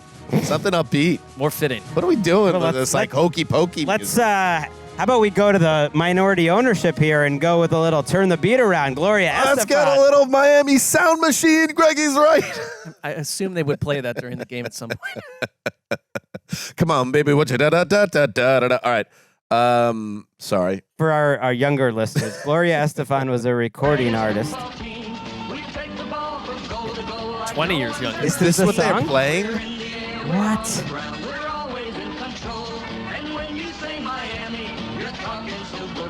No, it's traditional. Oh, it's embarrassing. I mean, it could use an update. It stops us in our tracks, just like. It just ended our whole show. What a disgrace. Stop it, And you please. know it, Dolphins fans. Stop it, Eric, please. And the Dolphins fans are going to get mad and be like, no, it's tradition. If the Jets had a song like that, you'd love it. No, I'd say change it. Yeah, okay, might be true. Put on some Billy Joel or something. Let's try to get the show back on track. All right. The Dolphins do take care of business, though. 31-17 over the Patriots. So after they were stymied for the most part by Belichick and company, the first matchup at Foxborough, the Dolphins take care of business. Tua, unbelievable again. He's 6-0 against Belichick. He threw for 324 and 3 touchdowns in the game. Greg. I not surprised by this. As a company man, I'm glad that the Dolphins, got to Germany with a win. We got a big company game here in Germany next week. Dolphins, Chiefs. You don't have to talk like that. I mean, what do you want me to say? J.C. Jackson returns to the Patriots to pretend that he has to try to guard Jalen Waddle and Tyreek Hill like he did earlier in the season. Well, and he had a tough penalty in the end zone. That is why you saw, I don't know if you watched this, but Bill Belichick was going absolutely berserk. For the concept that Belichick's like eased up and he's chilling and he doesn't care about the record, like I have not seen him this worked up all year. I mean, he was going off like. Was there a concept that Bill Belichick didn't care? Well, no, I don't think anyone would believe that, but just that he's maybe, as an older person, he's, little less rough around the edges. He was going nuts. It was a bad call. It led to a Dolphins touchdown. But it's like the Patriots on offense are obviously just living on the edge. They were in this game, and it kind of looked a little bit like it could end up the way the first one did. There was a Dolphins interception and a Dolphins fumble that allowed the Patriots to score 10 points basically on short fields, and that's what allowed them to hang around. Then the injuries started to happen. New England, who already had essentially in this game no one producing anything through the air, lost Kendrick Bourne to a knee injury that looked pretty bad. We'll see what happens there. Devontae Parker went out with a head injury. Juwan Bentley went out, their linebacker. They just started to lose guys. And to your point, saying that the Dolphins just took care of business, there's no way to stop what they have going through the air if you're starting to lose people. And Waddle went 7 for 121 with a touchdown. Tyreek Hill, 8 for 112. It was just, it kind of looked like the video game version of what we see from the Dolphins week after week. They're not running the ball the same way they were before, but there's this new element that I think Vic Fangio will be smiling about because Jalen Ramsey returned and had an incredible interception in return. And I know he looked a little bit less like Jalen Ramsey with his final months with the Rams. I kind of wonder if it helps Vic Fangio do what he wants to do a little bit more with his defense. Yeah. He looked great today. He played every snap. He needed that. Right, he played every snap. We'll see. I just mean they didn't have any cornerbacks, right? And you're adding Jalen. He wasn't Ramsey. a total difference maker in the end of his Rams. He wasn't, but today maybe it's just fit or what's going on. But interception, forced a fumble, played every snap, allowed 0 yards, and it's like this is nice for Miami. It's a nice development for a team that's right in the mix. Yeah, I'm saying that because I would pick cornerback as maybe the entire team's biggest weakness so far this season. So you're adding Jalen Ramsey right where you need it. And I think it's nice to see a big game from Waddle. He's had a sneaky quiet year so far. And they're tough to deal with when both of them are cooking. Anything else in this one? No, I just see with Christian Gonzalez, who was, you had him last time. They're missing guys. And it's like this team already just is talent poor. And I don't see a way out for New England. Even where I think Miami played like a C+ version of who they can be. It's a come back to earth game for them too. And trade deadline, Josh Uche has been mentioned as a guy who could get dealt. He's banged up right now. I mean, they are an incredibly injured team on top of being talent poor. Listen, I'm not the biggest fan of Flo Rida, but if you want to do like, he's from Miami. That would fit. The Right Round song. DJ Khaled's from Miami. Are you assuming that Trick Daddy, they're not Miami the only native. song they played during the entire contest? It's not the first time that I clocked that, because we've been covering a lot of touchdowns on this show from the Dolphins because they've been remarkably productive. But it's a problem. I mean, you have Miami. You have Julio Iglesias and Enrique Iglesias. Either Iglesias. I would even take "I Will Be Your Hero, Baby" before the Hokey Pokey. Yeah, it's an insult to those artists. Disgrace. Pretty Ricky is from Miami. Don't even know who that is. Ricky Martin. No, well, he's not from Miami. All right. Shout out. Give Dolphins a look, right? You know, everyone gets on them. They don't beat the bad teams. You know what they don't do? They don't ever lose the games that they're supposed to win. They win them all, and they win them all convincingly. There's almost no teams in the NFL like that. And they are in first place in the AFC East by a game on the Buffalo Bills. So everything is going to plan so far.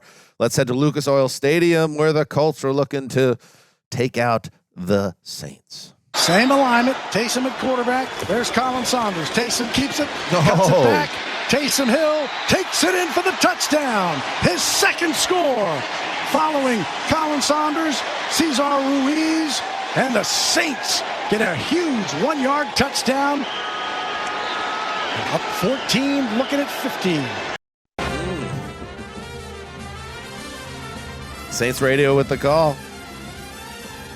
Taysom Hill, you know, every season now he pops up here and there and is like, oh, here's a big game for Taysom Hill. He rushed for 63 yards, 2 touchdowns. He's just involved. He had a 14-yard catch in this game.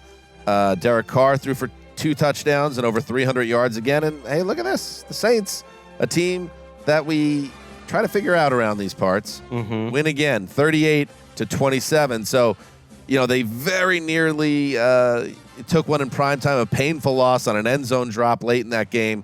They bounced back and put up 38 points against the Colts, and they're back to 500 in a winnable division. I went and looked through the numbers. This was the best offensive performance of the Dennis Allen era. This was the first time we were like, oh, yeah, they do have all these talented players.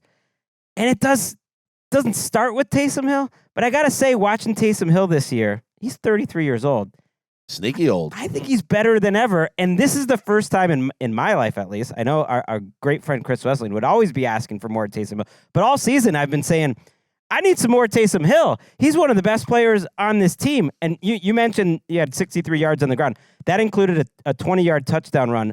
That was like a beautiful run. As good a power run with explosion and running through the tackler as any running back had all day. It was also the first 20-yard run any Saints running back has had all year. So that goes to say, what they've been explosiveness-wise.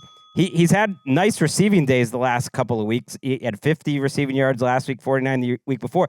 And then you put him at quarterback, and he has 1 throw or 2 throws, and one of them's a 44-yard throw to Rashid Shaheed, the other guy I want to point out. Love that guy. Who had 3 catches today. One was where he took a potential Taysom Hill interception and yanked it away from the defender for 44. Another one was for 58 yards.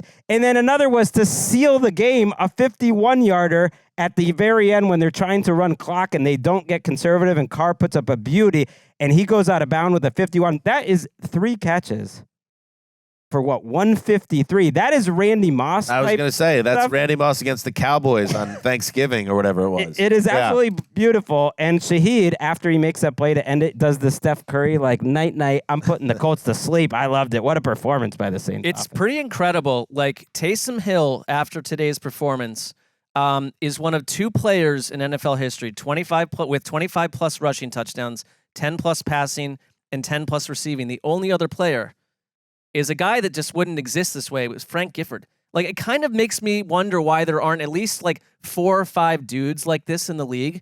But he's really the only one that does this. Because they couldn't play quarterback well enough. But that's what I'm is the saying. key. But like, these are the best athletes on the planet. Like, Taysom Hill remains this complete and isolated fascination, and he's still doing it. And he's actually adding things to his game because he's been like a legit tight end at times this year. Juwan Johnson was out for a few weeks, and he was taking legit tight end snaps and doing pretty well with it. Johnson came back in today. That helped. But I was really, if you're a Saints fan, you were really encouraged because Kamara had his best game, I thought, of the season. You were asking for some explosiveness Find from the end him. zone, yeah. He gets 2 touchdowns, runs over a guy on a nice angle route. They were a little more creative. He had 4 catches for 51 yards through the air. That was, was much different. Carr had a nice, solid game, 310 yards. So. I was wondering if he would come up. I know. It's like we've mentioned about 12 people and not Derek Carr yet. Derek Carr played a really good game. I mean, this is, they said they had 511 total yards. This is the peak of what they imagine this offense to be. And yeah, you're right about Hill. They're going to, if they're smart, they're going to keep him involved because they're better with him. And on some really big plays in the game, especially early, it was Carr and Michael Thomas completing some difficult throws. So how about the Colts? I give them credit. I don't give the crowd credit. Marc Sanchez pointed this out. A lot of the crowd started leaving at 35-27. Look, that's a 1-score game. And they had just punted the ball away, but there was only like 5 minutes left. Tough traffic. That's there a bad in the job. French Quarter, bro.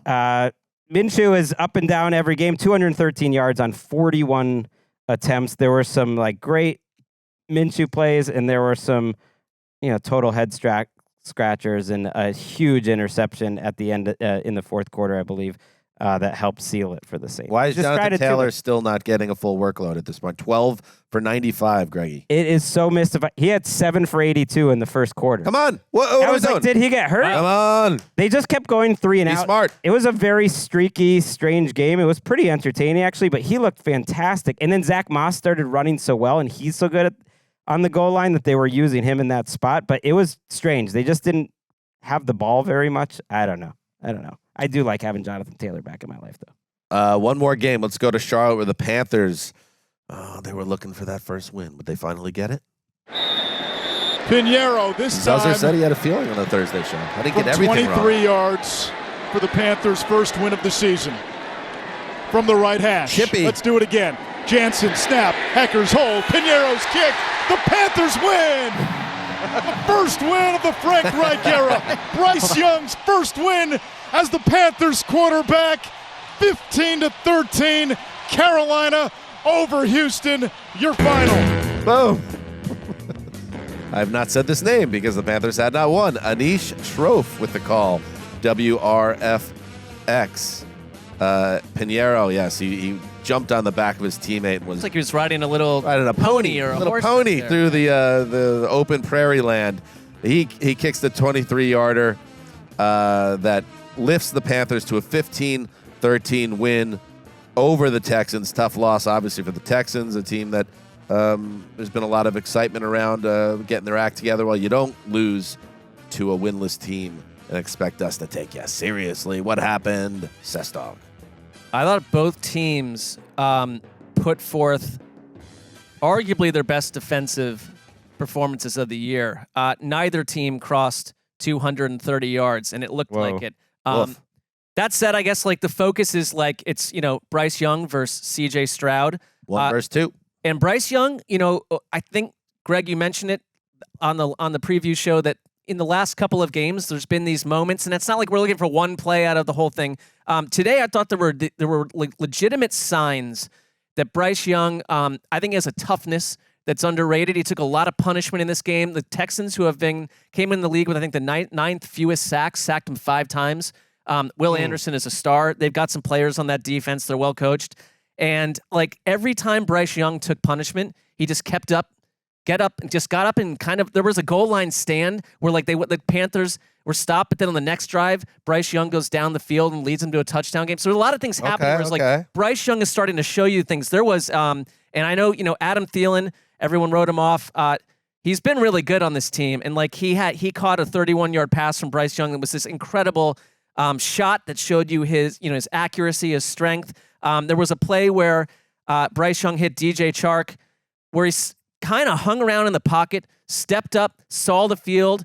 Chark wasn't his first target, I don't think, and he made it with good vision, hit him. And it's like you're just seeing, for the win aside, there was progress. And I thought that the Panthers defense, Frankie Louvu, I feel like is a guy just shows up every week. And like he had a monster game. His mom came in from like overseas to see him for the first time ever in the NFL. And Frankie Louvu. Name another guy, Mark. Go. What do you mean? Give me another guy. Dante Jackson. Give me another one. Brian Burns, Derek Brown. Like they turned the Texans offense into a situation where John McClain, their longtime beat writer, was going nuts about the offensive play calling, the whole thing. He was, I love when he gets frustrated, and he had a reason to be today. It was a step back for the Texans offense to some degree, but I think both teams, like, you kind of got the best version of their defenses. And I'm come out a little more encouraged about what the Panthers might be building on offense. Sneaky big moment for their organization. They are very much aware of the Stroud Bryce Young thing.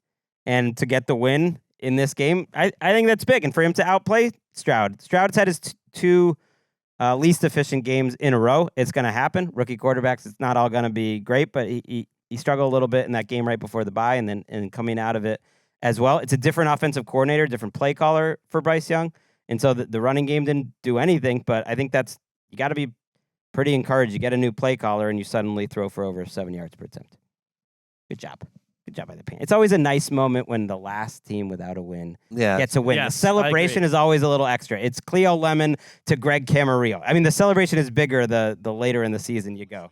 I'm just happy for Frank Reich, though. I mean, it's been tough watching old Frank age like a two-term president. These press conferences all year have been difficult, so has to feel great to finally get off the schneid, and sure enough, a nice scene in the Panthers locker room. Right before the bye, he handed over play calling duties to OC Thomas Brown, and we'll play the clip. Thank you to the Panthers Twitter handle. And this one they all mean a lot. This one means a lot to me. Woo! Woo! Yeah. We knew he was going to be a beast when he got here, and when the game was on the line, he called the perfect series, right? Thomas Brown.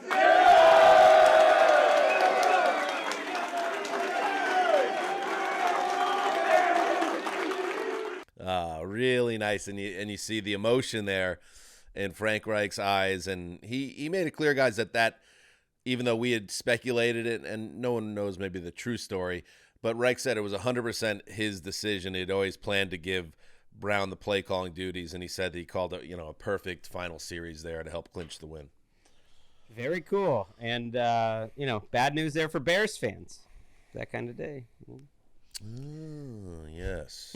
Good call. Well, and I spent the last month being really tough on Frank Reich, who is probably historically one of the most heroic backup quarterbacks of all time, and did things that I saw visually that changed my life as a football fan. So another huge win for my predictive abilities and everything else. Like it's like it's hard. Why it's like the easiest guy to root for, and that's the guy that's the guy you put the target on his back. Yeah, but you know what? How about maybe I refocus?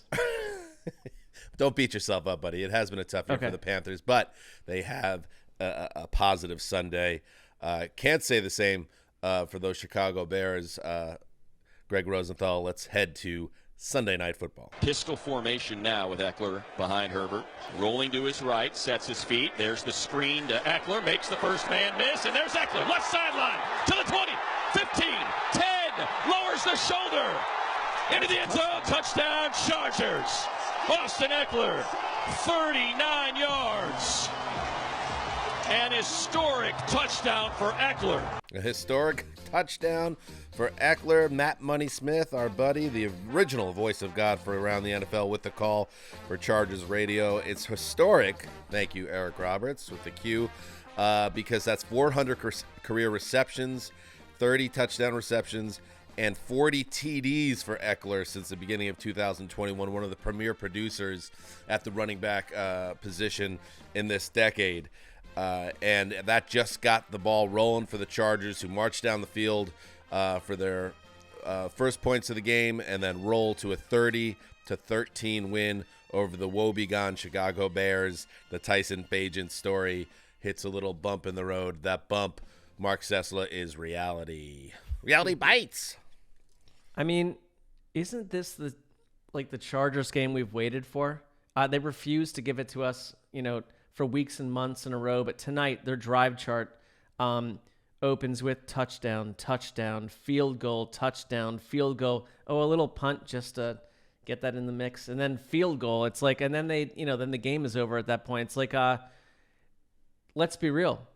We were in the rare situation where the Chargers game is happening about 40 feet from our office. So that's why we circled home to record this here where we do. And the game was well in hand by the time we were driving home. And I spent 30 to 40 minutes listening to Matt Money Smith and Daniel Jeremiah. And I know we like to take one of them and act as if they don't exist, but they did a wonderful job. It's like they actually got to call a game that didn't come down to the final 2 seconds and have something go so totally insane and crazy. And we're not talking about Brandon Staley's job security for once. And they handled their business, and they looked like the sum of their parts, and they played a lesser team and looked like it. And that's all I kind of have been asking for from the Chargers from the start of the season. And tonight they did it. And that's all I need. And they did it tonight. It's all Mark needs. It's all Mark needs in the world. The big time Chargers win. Greg, have you noticed that, yes, we did head back to our respective homes to finish the pod. It's like a totally different Sessler now. He's even talking differently. He's a softer tone. He's more introspective. There is a different sense about him.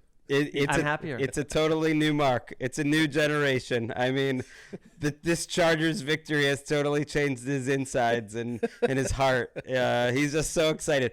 Look, it's nice. You get to 3-4. That's what we asked for. If they had lost this game, you're right. Brandon Staley shaves what a friend of mine referred to as Staley's podcast beard. He shaved it. He said he wanted to reset, so he's going clean shaven. So good job by him. I do like seeing Joey Bosa. Like the very first drive of the game, he steps up with a huge sack to end the drive. He had a big 4th down stop later in the game. Like I've been wanting their big players to make plays. Derwin James was good in coverage, had an interception tonight. Herbert starts 11 for 11 for 120. Like Quentin Johnston, the number 1 pick who's been struggling, all made plays. Like it was a feel-good night, so it's great. You move ahead, you get to 3-4. Other teams haven't been blasting the Bears, so it's nice that they did it. All the players that they need to step up, stepped up. Yeah, and Justin Herbert is he took a wicked shot late in this game, which you don't like to see, and it was a wicked shot, in the ribs area. And Collinsworth pointed out, this is a guy who's had a season significantly impacted last year by a rib injury from a tough hit against the Chiefs in primetime, if you remember that. But up until that point, the Chargers did excellent work protecting him. He did not take any sacks in the game. He had time to throw, and you saw what happens when Herbert gets that protection. He got everybody involved. He completed 31 of 40 passes, nearly 300 yards, 3 touchdowns, no interceptions. So on a day, Mark, where the Chargers rushing game did nothing, managing a pathetic 54 yards on 25 carries. When you have a quarterback like Herbert, that's okay if he can make it hum in other ways. And against, I guess I'll say, Mark, yes, this is definitely progress for the Chargers, who are allergic to putting away teams. But if you couldn't put away this Bears team starting Tyson Bagent in your building on Sunday night, you just shut down the season. So there are more tests to come for this team, but at least they got back in the win column and can feel good about themselves. Well, yeah, I mean, I think coming into this week, we were openly talking about the fact that perhaps the head coach is, on the hot seat if they didn't win this game. And so you take care of it in non-typical Chargers fashion. You've got the Jets next week in New York, that defense. I think the same thing applies. It's a Monday night game. It's 2 weeks in a row where you're on an island game where we're assessing the Brandon Staley experience. We're assessing what Justin Herbert is in this offense. He's not the problem. He's the solution. But, to me, I don't have a whole lot of faith in the Chargers experience in general, but I do think, you got to go handle the teams you should beat. We talked about that with the Dolphins earlier in this recap. Go be like that team at least. This was a step in that direction. You've got all these parts. Their roster is better than 80% of the league, and they don't play that way, and that's why they're so frustrating. So tonight the experience was different, and I just need fresh experiences. That's why I'm enthused by the whole experience, Greg.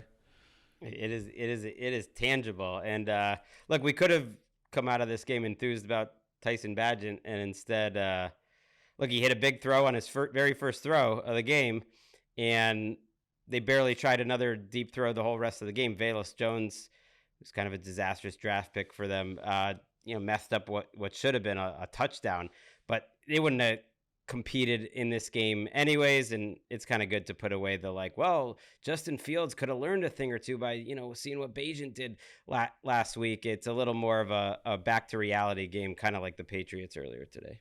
Yeah, the Bears as an organization need to, keep their eye on the ball here and not get distracted by shiny things like a Tyson Bagent. It's still about developing Justin Fields and seeing if he is the guy you want to get behind beyond the season, and there's still time to do that, but they are out of the mix in all other ways. Any other thoughts on this game, guys? Kind of a quiet Sunday night football game, not a lot of drama or intrigue, to be frank. No, I'm waiting to hear what Mark has next. Well, I have something before we get to Mark, and Mark has got something that we're all excited to hear. But I mentioned the old man was too stunned to even have comments about the Jets' win over the Giants. On my way home, I got a text that he changed his mind. Oh, I like this. Hit it, Roberts. His name is Keith. He's Dan's dad. No doubt about it, he's a big Jets fan. What is he gonna say about the game today? What is he gonna say about the game today? Here's my review of today's Jet game. That ending probably was one of the most exciting endings that I've ever seen with the Jets, to have the clock stop with 1 second and then the Jets hitting a tying field goal and then getting into overtime and then winning the game with another field goal. The fact that they played so poorly didn't seem to bother me so much thinking about it later, but the fact that they won and they beat the Giants was something that I'll always think of as one of the games that will be in Jet history as just a tough game, but not the best game, but a great win. Thanks. Thank you, Papa. And I have to say, I sometimes get tagged as being a Giants apologist in some ways on the show. And it is true that moving west has softened my feelings about the Giants, because I have some connections to them as a connection to my old life back in New York. But Keith Hanzus has no such conflicts of the mind. He hates the Giants, has always hated the Giants. Grew up in the Bronx, which is Giants country. They used to play in Yankee Stadium, and he had no time for that team ever. So anytime the Jets can embarrass the Giants or put a historic loss on them in terms of one that will never be forgotten, I know my dad, even though he sounds a little bit stunned still, that's what he likes the most, that he took out the G-men. It matters. I mean, this is a franchise, and we all know this, spent, decades playing in Giants Stadium. That's absurd. That's emasculating. That doesn't work. And that would never play today. And your dad is, I'm glad he spoke about this, because he's now on this magic carpet ride that I've told you is going to just take them to magical places, and he's getting there. I love that, Mark. And why not? Why don't we keep it in the family to wrap up the show? Mark, take it away. Yeah. So I have two children. One is Colton, who is younger than my older son, Luke, who turned 13 today. And I'm kind of freaking out about the fact that I have a 13-year-old. I will note that I mentioned, I think, either on the show earlier, that my PTO was very brief. But the week after Luke was born, which is today, was the actual game that I've mentioned 1,000 times, where Brian Daboll, the OC of the Browns, coached Peyton Hillis and Colt McCoy to that incredible win over the Patriots. It happened literally, was the next game after my son Luke was born. You see him right here. And if you're watching the YouTube copy, and I don't know. I think as parents, we don't know what to say sometimes about how proud we are about our children. And he's an incredibly resilient and creative and loving person. He's been through a lot in his life, and he's just this person that always, every day, I think sometimes you can see other people in your family if you have a child. And I see my grandmother from my dad's side, who every morning she woke up and would sing and would, it was a new day, no matter what happened the day before. And that is how I think of Luke. And like, I don't have that power. So I don't know where it came from. You know, it's like I watch my son Colton play soccer and he goes and scores 3 goals. Like the only goal I ever scored in soccer was on my own team. Oh, it went off the back of my foot and into my own goal. So it's like you learn to like see things differently. And it's like I'm wondering where these people come from sometimes as a parent. But I see little things in Luke that make me so proud of him every day. So he's 13, not an easy age to be.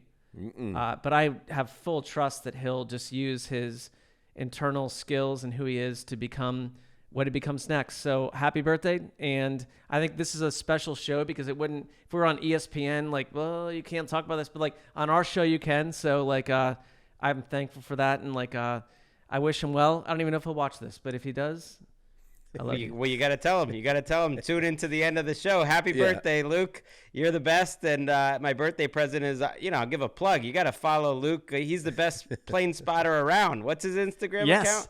Yeah, LAX Plane Spotting. I love it.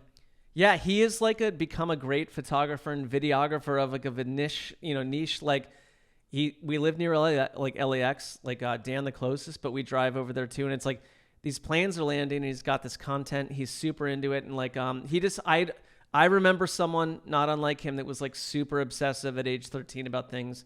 Maybe that is where the link is. And I know we'll do something with it. And I love it. I love to see it.